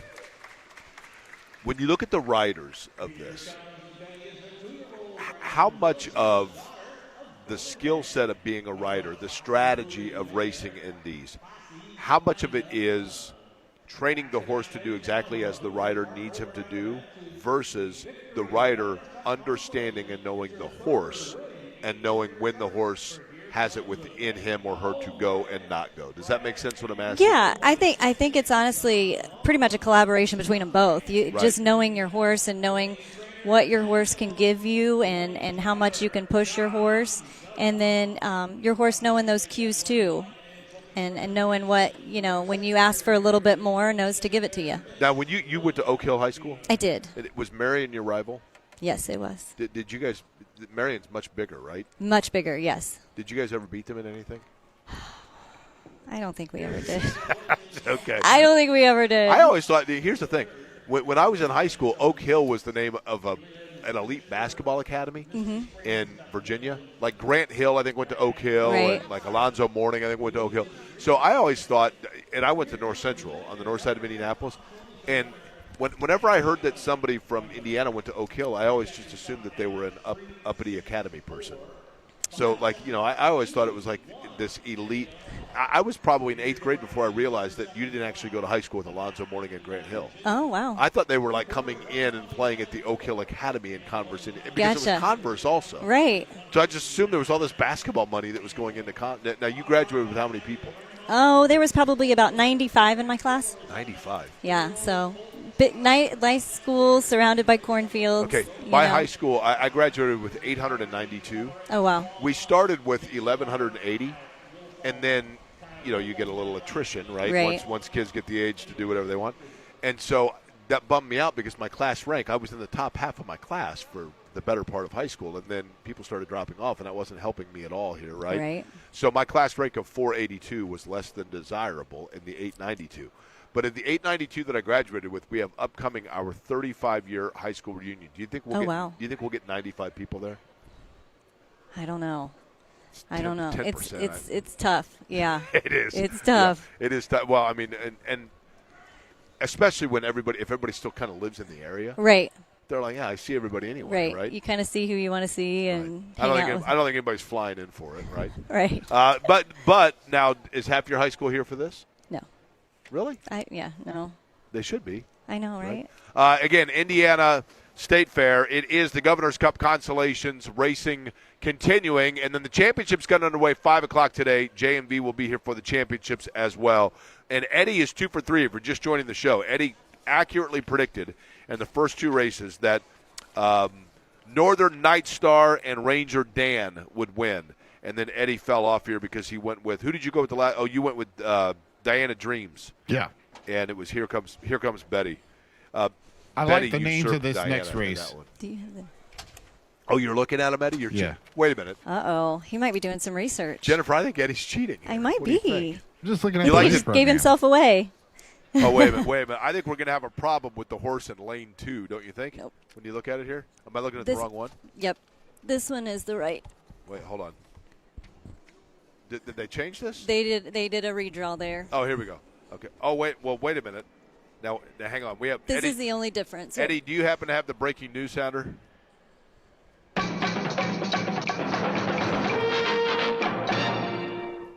Now, I'm not sure, but if you're giving me the updated list, it looks as though we have Hidden in the Whiskey as a scratch. Is that right? It is not a scratch. It is actually in the championship tonight. Oh, really? Not in the consolation. Really? Yes. So hidden in the whiskey, because here I was thinking that there was some funny business You will going on with get the whiskey. You will get aspect. your chance tonight on that one. Okay, so hidden in the whiskey tonight, not today. Okay, great. Right. And so hidden in the whiskey has been replaced by Just for the Money. Is that right? Yes. Okay. Gives him plenty Well, of I'm not time gonna to get in lie the to you, bag. I'm not going to lie to you. I was excited about Hidden in the Whiskey. I know. You'll have to wait till I'll tonight. have to wait for tonight. All right, we'll come back and we'll get Eddie's predictions on the next race.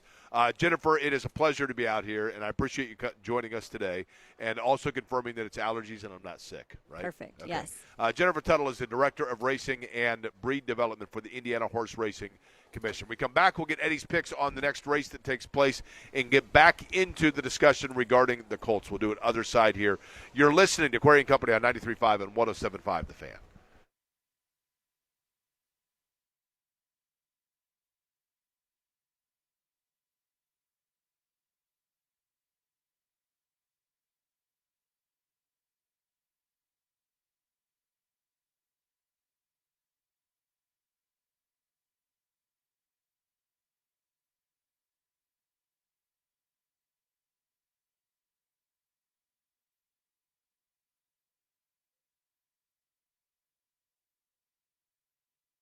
Great for Surfside. Look for the can with the sunset stripes. Surfside is the best. The can with the sunset stripes with just 100 calories, 2 grams of sugar, and no carbonation, so so smooth and easy to enjoy.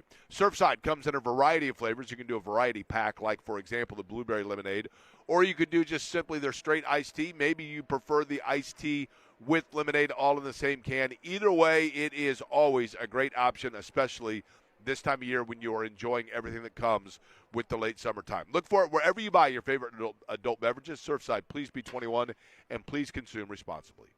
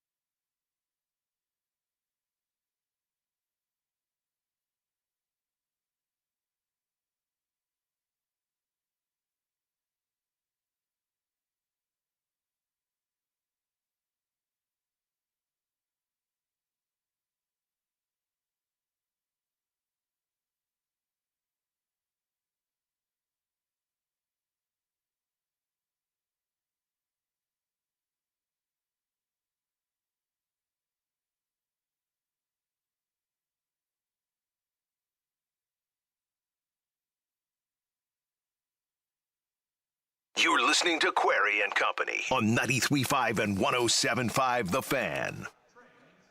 By the way, I want to remind everybody that, and I've seen even more continuing, footage and heard more about the devastation that people throughout the state of Indiana have had with their flooding. I've told numerous times, just my personal connection with Ravenswood and the people in Indianapolis, but it really is throughout the entire state where people are hurting after the flooding. Radio 1 Indianapolis, which is obviously the company that we work for here, along with our friends at Fox 59, CBS 4, are joining the American Red Cross for the disaster relief for all of those that are impacted. You can make a donation that simply helps out with, something as easy as meals, emergency supplies. You're going to laugh when I say it. Something as simple as paper towels, and cleaning up, just anything that can happen in supporting families that are just now starting the recovery process and what is going to be a long process. And, you certainly don't want people after a week or so to just move on and say, like, oh, I think everything's fine now. It's not. It's going to be a long time for a lot of folks. And you can help out by going to our website, 1075thefan.com, to make a donation, find out ways in which you can help. And our thanks as well to our friends at Kroger that have made a contribution as well in helping out the efforts. Okay, Eddie, race number 4. Now, there are some great ones on this one, okay? Again, we're out here for the consolation races for the Indiana Governor's Cup in the Indiana Standardbred Association. And I love this. Hidden in the Whiskey is now in the championships. And Hidden in the Whiskey, now listen to this lineup for the championship tonight, which takes place once John is here later this afternoon. Okay. This is the championship round. Now don't give me your pick on the championship just yet. We'll do this. You got time to stew on this one. I can do research. You is got what Diamond you're saying? Popper, and let me tell you something. There are some guys that like to party in this championship. Okay, You got Diamond Popper, Hidden Talent, Yankee Dan, Brookview Holiday, Skyway Storm, Hidden in the Whiskey, Best Swans Rocker, and Help the Party. I mean, there's some solid staying power there. I would think Hidden in the Whiskey and Help the Party. I'd like to think those two are friends, right? Probably. Yankee Dan, he might be a diamond popper. You know what I mean? So you got that. Now, as for this race that's getting set to get underway, let me give you the names here, Eddie, and then you pick. Eddie is 2 for 3 in picking based on names. We got Ebony Swan, Just for Money, Sup Dog, E.R. Benjamin, Brookview Hank, Money Pit Moose, Rolling. Stealth Pilot, and Swan Hunk. Oh, wait a minute. What's that? Gates. Oh, here we go. Here we go. Hold on. I'm going with Sup Dog. They're about to get underway here. Hold on.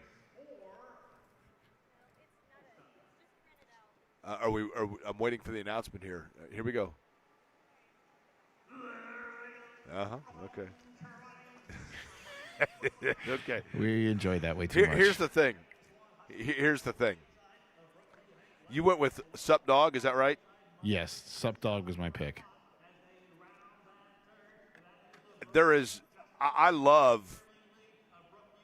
Swan Hunk, let's be real, that's a natural for me, right? But I'm obligated, based on my life experience, to go with E.R. Benjamin. Am I not? I mean, considering that's the name of the doctor when I went to the ER that threaded the needle for me. And if they say at the end that E.R. Benjamin threads the needle, then I'm not, then right then I'm going to be like, whoa, that is way too much here, right? Oh, wait, did I hear? I heard Sup Dog. Eddie is 2 for 3. Will you go 3 for 4 here? I haven't heard him mention E.R. Benjamin. Have you heard him? This is fabulous radio, I realize. Are we sure that Benjamin's not going to the ER? Benjamin's still in the ER. Benjamin is actually on call. Benjamin's on call and is in the ER as we speak. That is correct. They're coming off. They're heading in right now between turns 3 and 4. And the weird thing, it is odd for me to sit here and watch a race like this and not sit here and do the calling for it, right? That's my natural tendency in my natural habitat. Brookview Hank is apparently going to take this one, and I think you are in real trouble here, Eddie. You got off to a good start, but it began and ended within 2 races for you, Eddie. Just for Money is apparently making a move here. Hold on. Are you watching this, Eddie? I think you're watching, are you not? I'm not watching it, no. Oh, this is a photo finish, Eddie. Hold on, this is a photo finish. We got, hold on, Ebony Swan.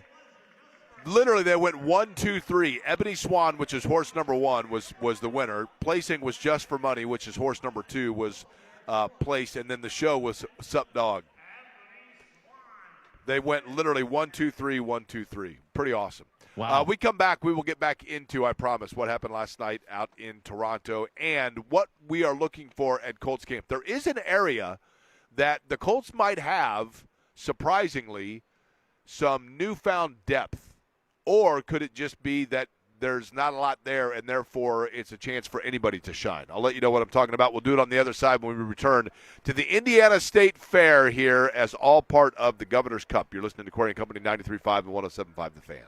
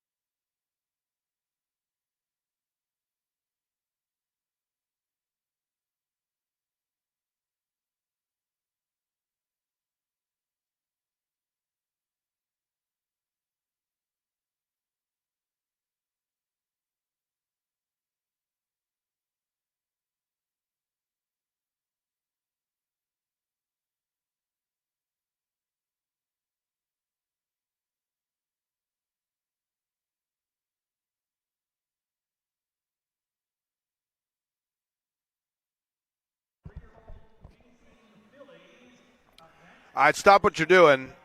You know, look, here's the reality. It's just cool to be out here. Just to be here for the horse racing taking place at – if you've been to the State Fair, and we came to the State Fair last night, and I love the Indiana State Fair. There are a lot of things I love about it. And good afternoon to you, by the way. My name is Jake Query, Eddie Garrison, the other voice you hear on this program. It is Query & Company on 93.5 and 107.5 The Fan. Colts discussion on an area where they might be better off than you thought coming up in just a minute. But last night I came to the fair, and there's a lot – maybe I'm just getting like my older, softer self. I don't know. But when I came to the fair last night, you know, we did our typical lap, and I'll be serving up milkshakes and grilled cheese sandwiches coming up at 2 o'clock in the dairy bar today before people can then come over. Are you serving milkshakes or milk mountains? Thank you for asking that. I do make – I have an incredible touch. Like if – excellent. Eddie, if one person comes up to me today and says, I'd like a milk mountain, then just knowing that means they're listening to this show and they're going to be at the State Fair later, I will make them the biggest milkshake. I mean, they become dangerous. They keep small children away from them in case they topple over. Yes. And they let me do it because to be honest with you, I think they're so impressed by my skill in being able to do it that they just kind of let me, you know what I mean? They just let me roll with it. Is this for 1 hour? Just 2 to 3? 2 to 2:30. Only 30 minutes? When you're giving away, well, there's only so much milk with the size of the shakes that I'm making. You know what I mean? I'm not messing around with it. But when I came to the fair and we parked on the north side and I did my lap and I came around and now I'm walking along the main straight. And last night was a beautiful night. And, you know, I think it was maybe like $2 Tuesday or something. So it was crowded for sure. But the thing I love about it is, you know, here you have in Indiana the State Fair, which is the display of the best of us. All aspects of the culture of who we are as a state and as a people are on display. And yet you have all of the different cultures of Indiana, and everybody is soaking it in. I mean, I saw so many families of so many different backgrounds and so many different corners of this state, and yet everybody was enjoying what was taking place because there was something about the fact that we were all from Indiana. To find that common ground is so badly needed anymore, and I think we lose sight of it. You know, we get so caught up in, you know, this person votes this way and this person votes that way, or this person loves this way or this person loves that way, or this person talks this way or this person talks that way.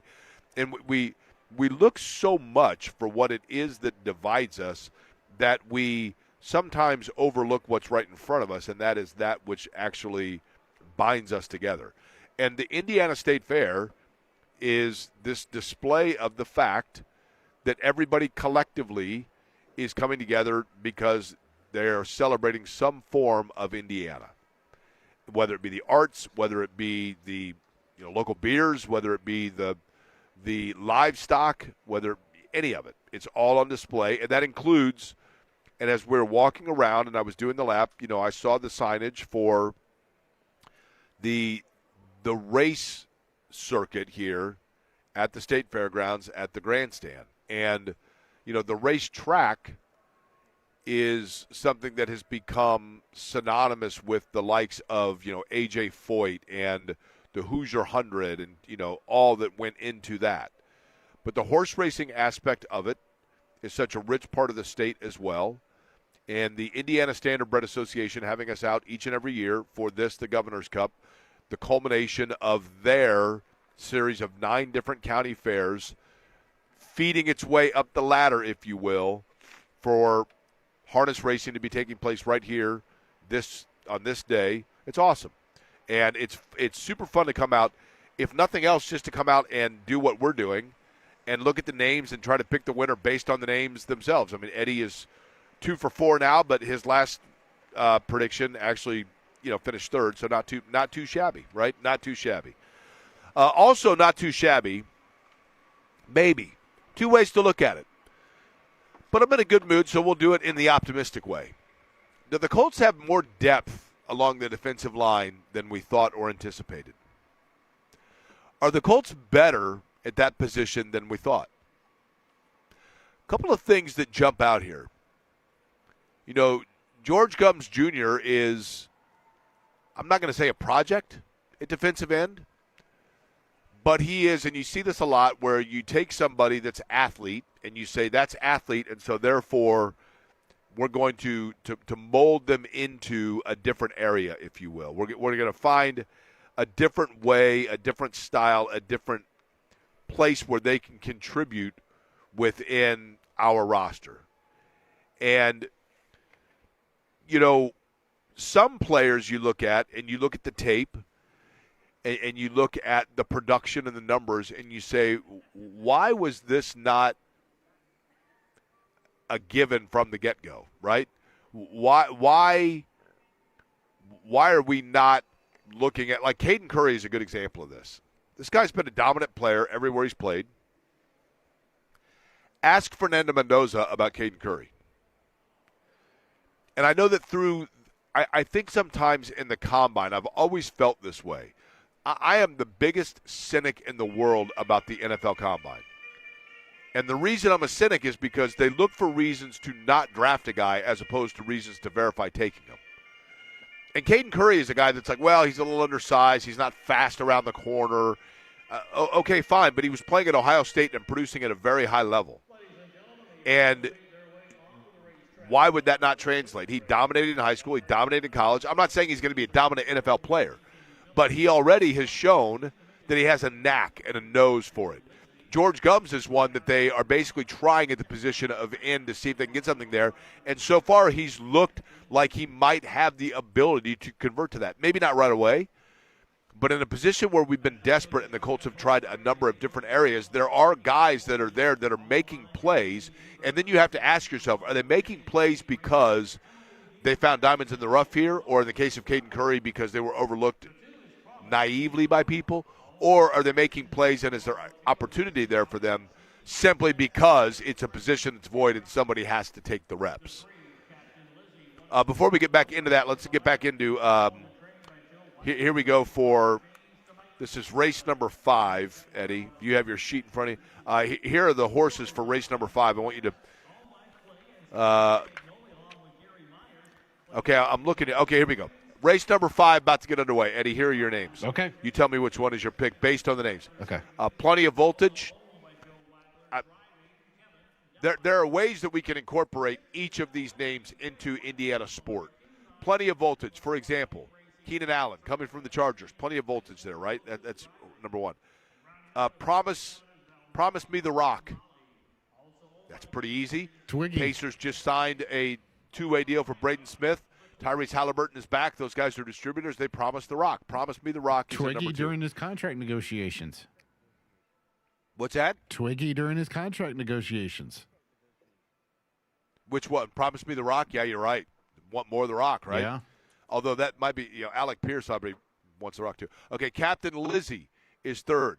Captain Lizzie. How exactly would Captain Lizzie factor into Indiana sport? Oh, can I be the 4-horse? You might ask yourself. Can I be the 4-horse? Can I get the 4-horse? Okay, we'll get to that in a second. Captain Lizzie, here's how it factors in. If you've ever gone to Ireland, Thin Lizzy is like the pride musically of Ireland. There's statues all over the place of Thin Lizzy. And when it comes to Ireland, you think Irish, you think Notre Dame, and they start out ranked in the top 5, and I think have a very good chance to win the national championship this year in college football, and we'll be talking about them all fall long. So that's Captain Lizzie.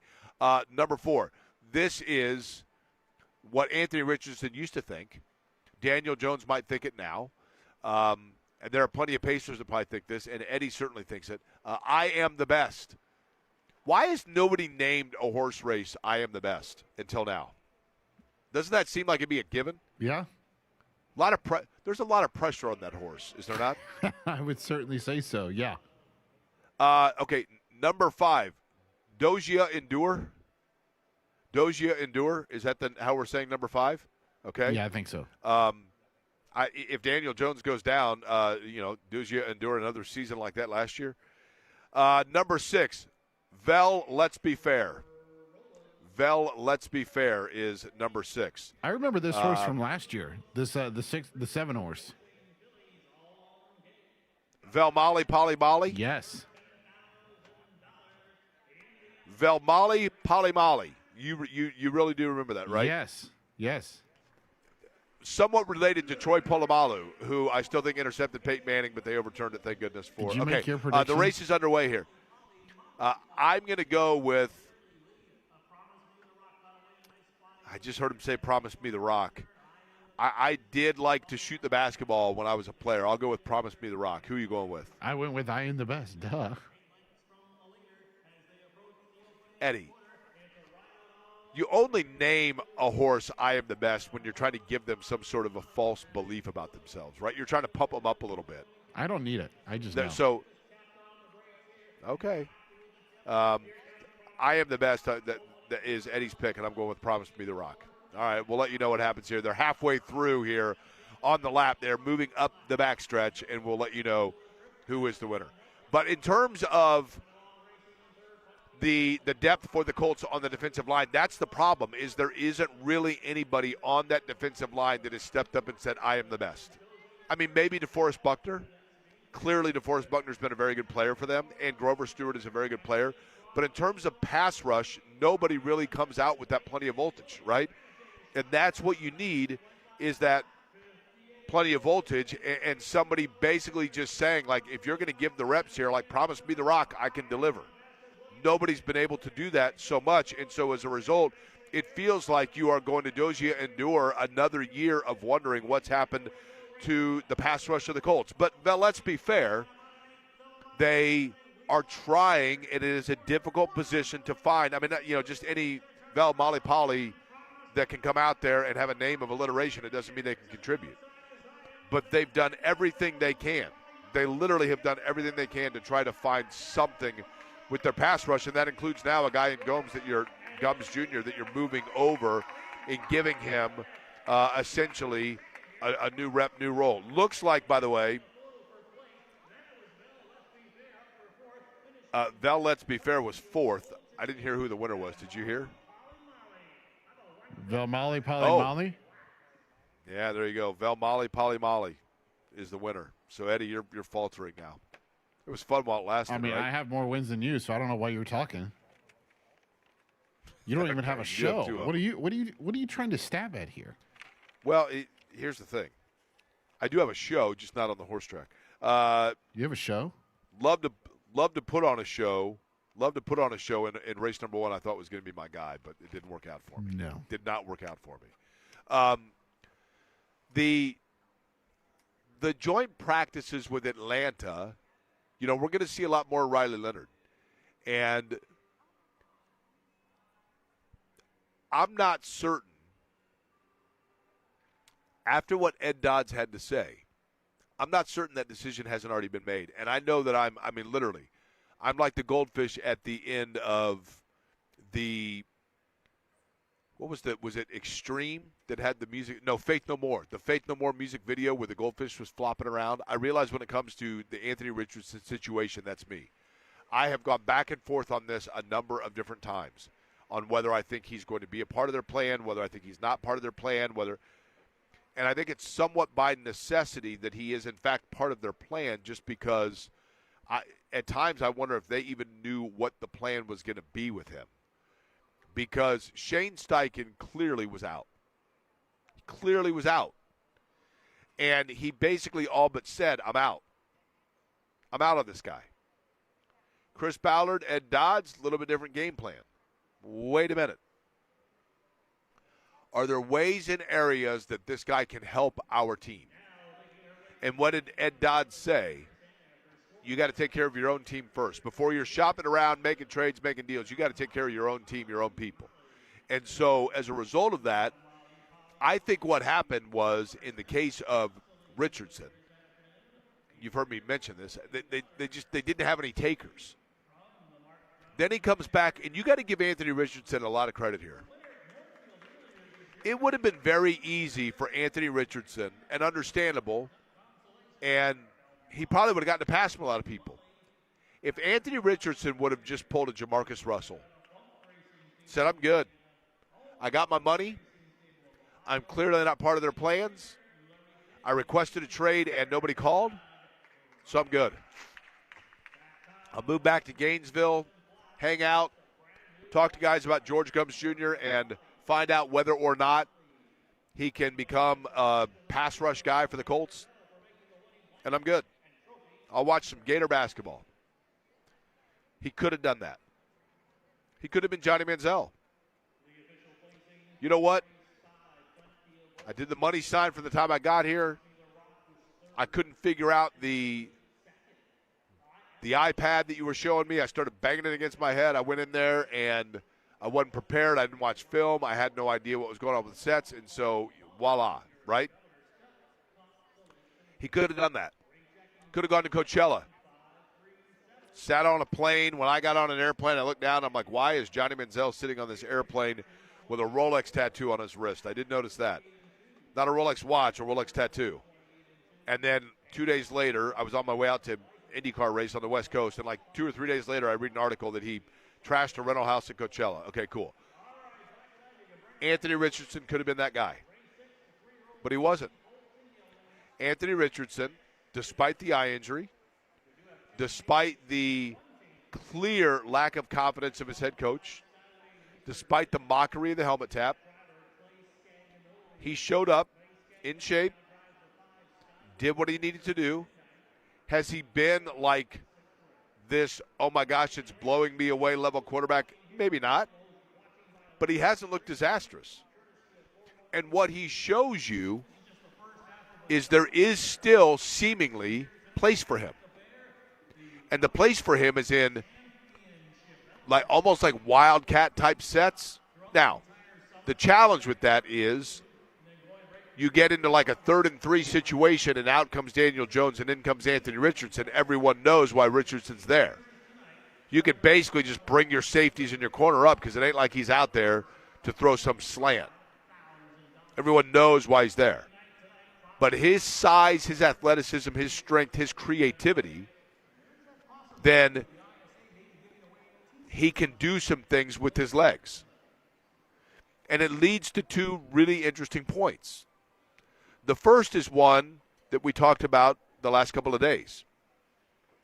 There's a new rule in the National Football League. You can carry 3 quarterbacks, but you have to designate pregame which one is your backup and which is your emergency. Your emergency can only enter the game if one of your other 2 has been removed due to injury. So you can't keep Anthony Richardson as your number 3 guy if his only value is to come in a 3rd and 2 situation, a 3rd and 4 situation. He has to be on your roster designated as your backup to be able to utilize him in the game unless Daniel Jones were to be hurt. So based on that, by de facto, he's your number 2. And then if he's your number 2, do you come up with ways in which to use him? Now, I like Shane Steichen. I like him as a dude, and I like him as a football coach. But at some point, we're going to have to start having the conversation, and we're going to have to start calling it what it is, which is this. If you are an offensive guru that is a quarterback whisperer as a head coach, if you are a head coach who is reputed to be one that awakens greatness or finds it or brings out things in a quarterback, and that's your calling card, and that's what you've made your living at, and that's how you became a head coach in the NFL, because of your ability to get greatness out of quarterbacks. If that's the case, then at some point you need to earn your medal, prove your medal, show your value, show your worth by being able to do that for all quarterbacks, not just the ones that you choose to align with. And Anthony Richardson, has he underperformed? Yes.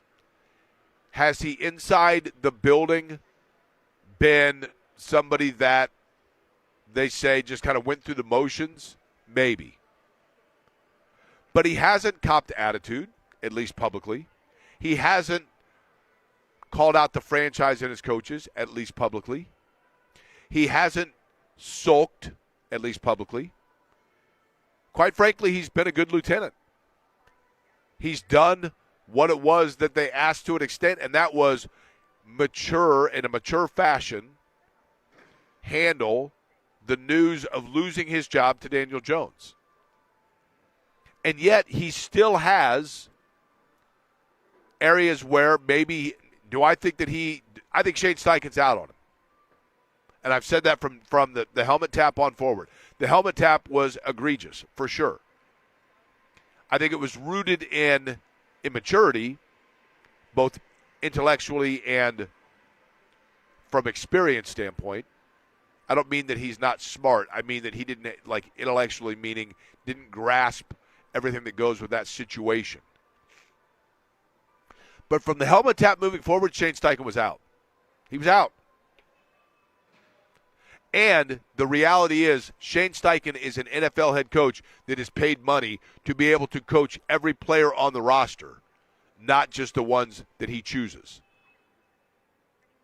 And if the general manager or the assistant general manager are saying, this is a guy still on our roster and we take care of and look out for our roster, then your job as the head coach is to address that and awaken and still continue to push where it is to find ways that he can help your team.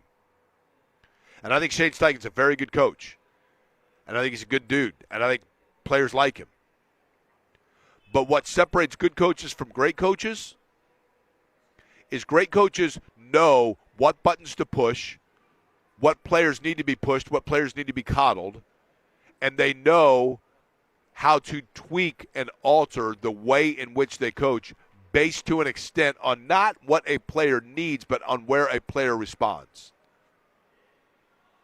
You know, when I was in college and was around a lot of players that played within the Indiana basketball program, there was one, I'm not going to say any names because I don't want the player to feel slighted, and it's not a slight, but there was one player on the Indiana roster that other players told me, they're like, Bob Knight has never once raised his voice to that dude. Really? He's a great player. They're like, but Bob Knight has never once raised his voice to him because Bob Knight knows that raising your voice to that guy is ineffective. He kind of cowers a little bit. He doesn't respond to it. Some players respond to being pushed. Some players resent being pushed. Some players fight through and rise up when the heat is on around them. Others cower away and go to the corner. And that was a player that Bob Knight knew would cower away and go to the corner, and he needed that player to exert a force about him. And the way that player got that force was to be built up, not torn down. Other players need to be torn down. But a great coach understands that difference in personality, that difference in resonance, that difference in communication from one player to the next. And they alter the way they coach players on the roster. I have always felt that Anthony Richardson, and the way that the Colts handled him from the time that he walked in here, they did him a disservice. I have always felt, is part of it on Richardson? Of course. But I've always felt that Anthony Richardson was done a disservice and that the Colts failed him to a great extent by throwing him the keys and not properly tutoring him along the way. And in addition to that, I think to an extent they failed him. A lot of it's on Anthony Richardson. I get it. The helmet tap was egregious for certain. But at some point we're going to have the conversation, and maybe it's right now, where you say if Shane Steichen was in fact an upper echelon NFL coach, that means an upper echelon NFL coach that knows how to get response from all 53 players on the roster and knows how to alter the handle and the approach from one guy to the next. Bill Belichick, say what you want about him today, when he was at New England, and yes, I think now we can look at it and say a large part of the success perhaps was Tom Brady, but if you watch video of behind-the-scenes stuff, you know, Randy Moss having a Halloween party and Belichick showing up at it, dressed like Dracula or whatever it was. because he knows what each player needs and how they're going to respond, what the stimulus is that awakens each player. And frankly, I don't think that Shane Steichen, and maybe it doesn't exist with Richardson. Maybe you push and you prod it and you find out that there's nothing there. Maybe you sit there and you poke and you look at it and eventually you're like, you know what? This is Ray Brower. It's just a body. And so therefore, that's the first time I've seen a body like that, but that's just what it is. There's no reaction. Maybe that's the case. And yes, maybe privately Steichen has tried to get that out of Richardson. But I don't know that he has. I don't know that he has. And I think there are a lot of coaches in the league. You would say, if that's the case, why haven't they made a trade for him just yet? Understood? Maybe the asking price was too much. Maybe they were waiting for the signing bonus to be covered by Indianapolis. But you do wonder why Steichen didn't continue to try to push and alter the message and deliver it to get something out of Richardson. And now he may actually have no choice but to do exactly that, because it looks like he's going to be on the roster and he's going to have to be listed as a number 2 if they want to use sets with them. Here are the horses in race 6, Eddie. You ready? Hit me. Well, I've got a real strong feeling I know which way you're going. They're underway right now, so make it quick. You got High Cotton. Yep, that's me. Vel Easy on. Okay, Vel Easy on the Chrome. Western Beast Boy. I'm from Some Beach. Skyway Mr. Midnight. Rock and Anera. Bullet Ranger and Tyrus Tyrone. Tyrone Tracy, you used to lift weights with him, but you're sticking with High Cotton, is that right? Yeah. Okay. I kind of like Western Beast Boy, but I think I'm going to go with, I think I'm going to stick here with, there was a beach one, right? Yeah, I'm from Some Beach. Because right now with the tan I got going, I'm from Some Beach fits me, so I'll go with that one right there. They're midway through into turn at number 3. You're sticking with High Cotton, is that right? Yeah, that's me. Cotton does kind of breathe, but I would think Lennon would make you faster, right? Lennon breathes even more than Cotton. I had a buddy in college named Jason Cotton, and a bunch of buddies were going to visit him in Chicago one weekend. They told their mom, they go, yeah, we're going to go see Jason Cotton, and she thought it was the name of a band.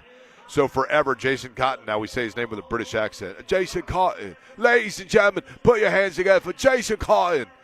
But right now it's High Cotton that Eddie's going with. They're coming off turn number 4. Do you like the Beatles? They're a lot like Jason Cotton. Oh, wait. Here we go. Can you hear it coming down the stretch, Eddie? I can't. This is race number 6 of the Constellations for the Governor's Cup. Oh, wait. But he's getting excited. This is coming right down to the wires, what this is doing. And the crowd is on its feet. Oh, wait a minute. Yeah, this is Bullet Ranger. Bullet Ranger. Yeah, Bullet Ranger. And that wasn't even close. Wasn't even close. Western Beast Boy, I think, was second. All right, we come back. I believe we're going to have another guest from the Indiana Horse Racing Commission as we continue with the Governor's Cup, and we are here at the Indiana State Fairgrounds. We'll continue the conversation about what all of this means and what it means also to the heritage and the pocketbook of Indiana. We'll do it on the other side here. It's Query & Company, 93.5 and 107.5 The Fan.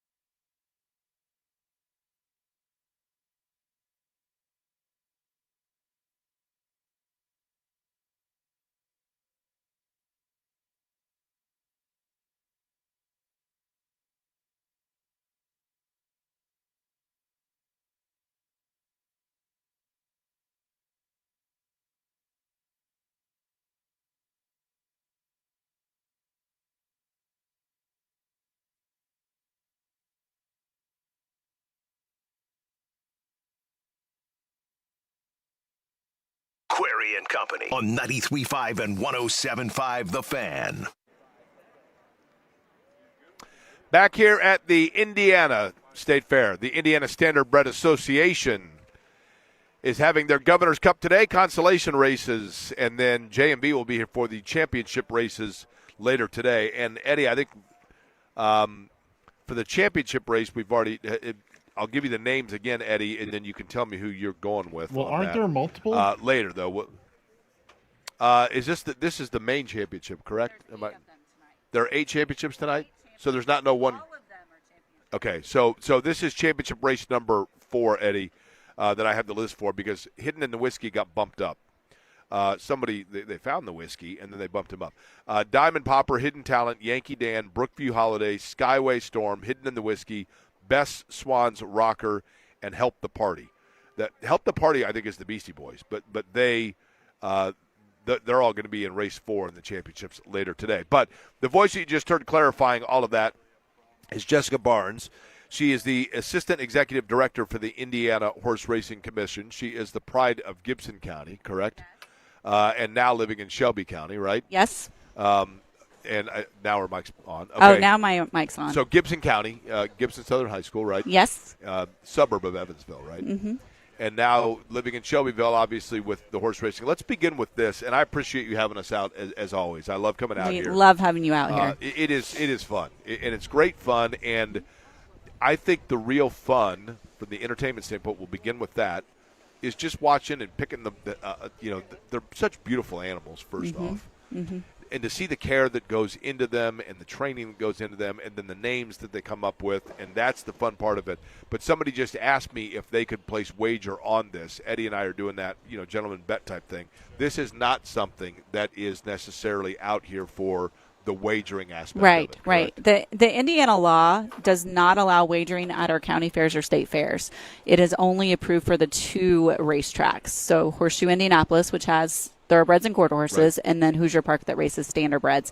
And the purpose of the county fairs is just they are a feeder system for our racetracks. So all the horses that race at the county fairs are 2- and 3-year-olds, and I kind of see this as the minor leagues. If you're looking at baseball and you're a baseball fan, these horses are here to get experience and to prove that they're good enough to go to the racetrack. Okay, so, and then so these horses will ultimately become, in a perfect scenario, right, regular horses on display. Yes. In Shelbyville, for example. Yes. Right? Yes. Well, Hoosier Park standardbreds, because these are all standardbreds. Right. Okay, and they have not yet been on that stage. They might have. So if you look at their race lines, you might see a start at Hoosier Park. One of the things that we do during the county fair Hoosier circuit, Park, Anderson. Correct? Yes. One of the things that we do is we have a fair circuit stop at the racetrack. So these fair races get an opportunity to go to that big stage and to kind of see, are we ready yet to make that move yet? Or are we not? Now, are the riders that you see in standardbred, which for those unfamiliar, standardbred is what you see in terms of the rider sitting down behind the horse. Then obviously you get into the thoroughbred where you're riding on top of the horse. I mean, the Willie Schumachers of the world. Are oftentimes those individuals that do either, or does one train and kind of hone their craft in one or the other? They typically, your drivers that you'll see, they'll just focus on standardbreds, harness racing. So they're not going to go back and forth between thoroughbreds and quarter horses. Some of them do dual roles where they will also be trainers and they drive horses too. So they don't, a lot of them are not just drivers. So they're functioning in the daily care of those animals. They're getting them ready to race. These horses, they'll start, like the 2-year-olds here, they'll start getting those horses ready December, January, the year before. So it's not like they just come out and run a race when they start racing. They've got to start conditioning them, getting them built up, just like any athlete would. They would train year-round. Hang on, Eddie, I can hear him. Do you want to have also, Eddie, if you could, do you want to have Jessica grade your impersonation? Oh, no. I heard it a little bit earlier. Okay, I was good. listening. I'm good. You heard? Yes. I'm good. That's Rick's voice you hear, right? It's a pretty good impersonation. It was right? pretty good, yes. Rick is the best, by the way. He's a wonderful guy. He's a great guy. He's a great ambassador for our sport. He is. So He I had him on last year, and he was super friendly and engaging, and I thought his story was fascinating of growing up in Canada and just falling in love with this sport and now being able to do what he does with you guys. Are we getting ready for race number 7 here, Eddie? Yes. Here we go. Oh, there's only 6 in this. Okay. Eddie, if you could, please pick from these. You got Delphi's opponent, honor roll. Listen, this is going to stun you, Jessica. Honor roll, not necessarily something that I'm overly familiar with, right? Bluebird Sappy, all hands, Dover the limit, and explosive help. Which one are you going with, Eddie? I wonder if the trainer had been eating some Taco Bell, and that's where the name of that horse. Yeah, I was going to say that he might have had some of that bad lettuce, right? Okay. I'll go with all hands. Look at you, frisky Eddie, going with all hands. Listen, the blue raspberry is the milkshake of the year, I believe, at the dairy is bar. it? I'm going to have to make a visit there. I'm serving milkshakes at 2. Do you want to come Are by? you? I will probably come back. Here's the thing. You've been to that Compton's Cow Palace in Shelbyville? Yes. Okay. It's very good. They got nothing on the way that I can build a milkshake tower. Really? I will get, literally. You come by at 2 o'clock, and I will make you one, and I'll make you one of the blue raspberry, but I'll go with Bluebird Sappy as my pick. Okay. Now, you can't make a pick, can you? No, I'm not supposed to. We're regulators. So. Understood. Jessica, I was reading last night. I went to the fair, and I walked around. I mentioned this earlier, and they have the historical marker about this venue and about the racing heritage of it. And I've talked plenty today about, horse racing is such an important part of the heritage of who we are from a leisure standpoint, going all the way back to the late 1800s. Yep. And people – being so fascinated by these animals and figuring out there was sport within it. And so I was wondering about the growth of it, and I found an article that said that it had like a $780 million impact on the state of Indiana, and I thought, wow, that's amazing. Then I realized the article was 10 years old, and I thought I can only imagine what that number is now. The most recent study that we had done by Purdue University says we are a over $2 billion industry. So we've grown that much in the last 10 years. And that impact, I think that we think, okay, well, you got the horse, and the horses aren't on salary, right? There's no salary cap here. You have the rider, but there's so much more than that. The jobs are created where? Yeah, you have trainers, you have owners, you have grooms, you have veterinarians, people that grow the hay and the grain. You have the farms with the breeding horses. So, these horses are 2 years old. So there's an economic commitment to Indiana for the year that they're bred on the farm, the mares, and then being born, and then they don't race until they're at least 2. So all that time they're buying hay and grain, services, trucks, What happens once, because we talk about 2 and 3 year olds, which is what we're seeing here today, right? So they can race until what age? They can race until they're 14. Okay, and is that, pardon my ignorance here, is that because of that's the way it's regulated, or because literally the physical speaking of a horse? It's in the regulations, but a lot of times, the health and welfare of the horse is most important. Right. So you're keeping a horse, until the industry standard's 14. We have brood mares in the industry that are not racing, that are breeding horses that are, 26, 27 years old still. Are there specifically assigned or designed veterinarians for horse racing? Or there's veterinarians that specialize in racing. So we have, at the racetracks, we have regulatory veterinarians that are kind of looking at making sure that the horses are safe. At Horseshoe Indianapolis, they're looking at the horses each morning before they go out on the track and making sure that those horses are sound and safe and ready to compete. At Hoosier Park, there you have a regulatory vet that is watching the horses warm up and make sure that they're okay to go and that they're safe, and because the equine health. Competitors are being evaluated by the same. Yes, same standards and guidelines. And then you have practicing vets. And they're kind of equivalent to, in the sports industry, your athletic trainers. Yeah. So they're making sure, horses do get injuries. We're pulling blood and seeing, is physiologically, are they okay? What do they need? Do they need vitamins, supplements? Do they have something off? Making sure that they're okay. Is this for them? There's a lot going on here. Yes. You got the they go past the Pioneer Village, and there's like a smoke rising there off of turn number 2, and there's people here, and there's cars being parked and everything. Does a horse have to get used to that? They do a little bit. So at the very start of our fair season, you'll see one of our first fairs is Converse, and you'll see some jittery horses, that are not used to all this and are looking around. But, yeah, they get used to it. And they're so conditioned to do this that they just want to race. Right. They're excited to race. I mean, they literally are magnificently fascinating and beautiful creatures. They are. And you'll see sometimes, occasionally if something happens where a horse gets loose or something, they'll run around the racetrack still because that's what they're used to doing and that's what they're trained to, let's go do this now. Do they have, is it hard to calm them back down after a race? Or is this, and I realize obviously, the Derby and the Preakness, I mean, from a thoroughbred standpoint, you see them do 2.5 miles. Right. Is there a comfort zone for a horse on what it can run? I think it's different. Standardbreds are all pretty much a mile. You'll have some gimmicky races they have out there for promotions that'll be different So links. they do get tired.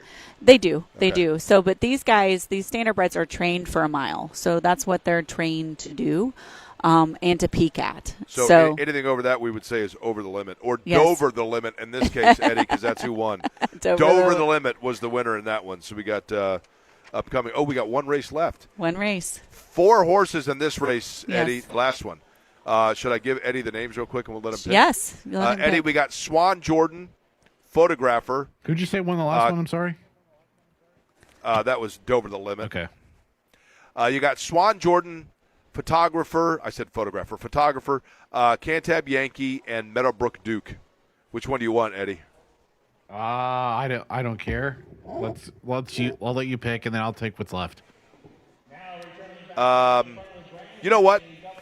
I want the Blue Jays to continue to make noise in the AL East, and I want the Yankees to fade. So that means when a Yankee comes up, I want to say that they can't at bat. So I'll take can't ab Yankee. I'll take that one. Is that can tab? You're going with what, Eddie? It is, but I'm making up my own rules. Swan Jordan, photographer, and Meadowbrook Duke. Which one do you want? I will take Meadowbrook Duke. All right, there we go. Meadowbrook Duke. Listen, Jessica, I think I love being out here. I love everything that it represents. I love the contribution of the sport to the state, not just from an economic impact, but all the way to the point of it being really the precursor to auto racing and the fascination with it within this state, and the namesake of the Indiana Pacers, and also the fact that it gives me reason to go to Shelbyville, which other than Compton's Cow Palace and seeing my old haunting stomping grounds of Country Club Heights. So I love that you guys have us out here. I truly appreciate it. It really is a highlight of the year. Thank And I you. appreciate We you coming love out. having you out here every year, and it's great. Appreciate It's it very great. much. We'll come back. J&B is going to be out here later today. We will find out what else he has cooking for his program. We'll do that when we check in with him as part of the crossover brought to you by the good guys at Love Heating and Air. Love-HVAC.com is the website. 317-353-2141. Over 100 years in Central Indiana. An official Heil Heating and Cooling dealer. Again, love-HVAC.com, the website. 317-353-2141. We will do the crossover. We'll do it with J&B, and we'll do it next.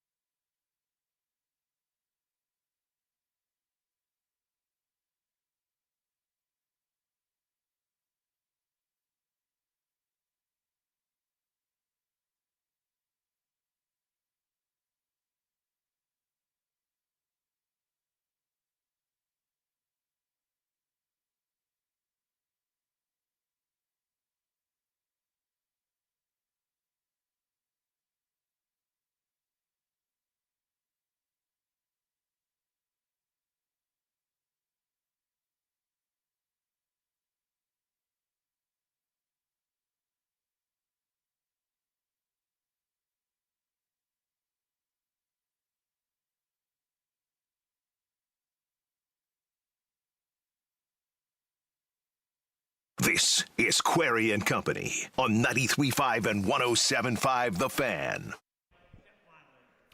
By the way, Eddie, this last race, Cantab Yankee was scratched. Had an itch. Scratched, so now it's Swan Jordan, photographer, and Meadowbrook Duke. So I've got it. Mine was scratched. Does that mean I'm out, or do I get an opportunity to guess another? You get an opportunity to guess another. I'll go with Swan Jordan. Which means photographer is destined to win. Joining us now, the crossover brought to you by the good guys at Love Heating and Air. JMV joining us, and a little envious of John because he's going to be out here later today, and he's going to see the championship rounds of what's taking place. I got to get him back. We had JMV, and then we lost JMV, yeah, but he's going to be out here later today for the Indiana Standardbred Association Governor's Cup, and it has been great fun today. Again, I want to thank Mark Miles for joining us right off the top and talking about the IndyCar Freedom 250 that's upcoming and the challenges that are with all of that logistically and then the events that surround it. He joined us at 10 o'clock. That will be available later at 1075thefan.com for your listening. We ask that you do that, of course, after 6 or between now and 3. Jessica Barnes and Jennifer Tuttle. You just heard from Jessica and Jennifer as well. And again, as always, thanks to Tony Renz, the executive director for the Indiana Standardbred Association, for having us out here today and being able to, I will say, the time flew by today. I mean, it went quick. It went quick today. A lot of fun. And again, 2 o'clock today, I'll be serving grilled cheese sandwiches and milkshakes at the Dairy Bar along with Derek Schultz. JMV joining us now. John, you're going to basically get the championship rounds of the races that we have been watching here, the consolations today. But these folks, and you and I have been together with them, as a matter of fact, over in Shelbyville. The Standardbred Association, the folks that have us out, and then just being able to watch this at the great Indiana State Fair is absolutely awesome. I'm a little envious that you get to do this for 3 hours this afternoon. No, I love it, too. I love Tony Renz. I've known Tony for a long time, and I learn something new every time I do this because, honestly, I don't have a deeply rooted knowledge of what's going on, Jake, at all, but it's always interesting to find out, and it's interesting how many of these people have carved out not just all, kind of side gigs, but careers themselves in doing all this, and most of the time it's cool because it starts for the love of animals, in this case, the love of horses. It's pretty cool. Yeah, that's exactly right. We were at the fair yesterday walking around. It was awesome. I loved it. I saw like 15 different T-shirts that I thought to myself, I'll bet you $20 that person listens to the JMV Takeover. Everything from like Def Leppard shirts to Van Halen to like Fast Time shirts. There's nothing like the fair, John. There's nothing like it. No, there's not, especially when I get to park out. I'm out here. Where are you parked, by the way? I parked in the infield. Can I get in the infield or is it full? No, it's not full. Here's what you do, though. Are you on your way here? Well, I'm parked under some tree out here. I don't know where I am, to be honest. I think I'm over here near Broadway High School. Come in gate 4, which is off of – okay, here's – I hate to say this because I'm going to spill the secret for everybody, but we're done. We're towards the end of the fair now. Go up to 46, drop down Evanston. Take Evanston all the way down, and then when it dead ends, right there is gate number 4, and you can get in there with a media or employee pass, and they'll park you in the infield. Oh, wow. How did you learn this? Just by experience, or did somebody tell you? Trial and error. Trial and error. And I came to the fair last night, and last night we came, it was it was packed. It was absolutely packed, no question about it. But it was worth it because we got in here and then you get to walk around and soak it all in. I should know better. Somebody was going to give me that information. My bad. Yeah, that's right. All right, John, so what is I know you're going to have, obviously, a lot of horse racing talk taking place, but what else you got lined up on the show today? We'll go back to a lot of things we talked to Rick Venturi about yesterday with the Colts. Colts and Falcons, the first of a couple of practices today. I'll be up there tomorrow. David Koechner, the actor from Anchorman and more, he was a part of that whole group with Will Ferrell. David Koechner is going to be in town this weekend. He's going to join us, and a lot more, probably working a little bit of basketball too. John Nolan, the voice of the Fever, is going to join us. So it's going to be packed today. Big win for the Fever last night. Kelsey Mitchell, we will continue to watch exactly what happens with that. And then John will be out here today, including, John, we had one horse that was supposed to race in the consolation, and he was bumped up into the championships round, Hidden in the Whiskey. I'm betting that I'm going to predict right now that Hidden in the Whiskey wins race number 4 later today when you're out here. How can you not like the name awesome. Hidden in the Whiskey? It was is not awesome. only that, but it's appropriate for the show right there. Yeah, and for the sinuses that you and I are both dealing with right now, we both could be hidden in the whiskey, right? No question about it. Let me tell you that. All right, John, good luck getting in, and enjoy. We'll be listening later today, all right? You got it, buddy. J&B joining us on the crossover, brought to you by the good guys at Love Heating and Air. Love-HVAC.com, 317-353-2141 is the telephone number. Tomorrow on the program, I think Eddie and I, maybe we should have a meeting beforehand, but we need to start photographer, by the way.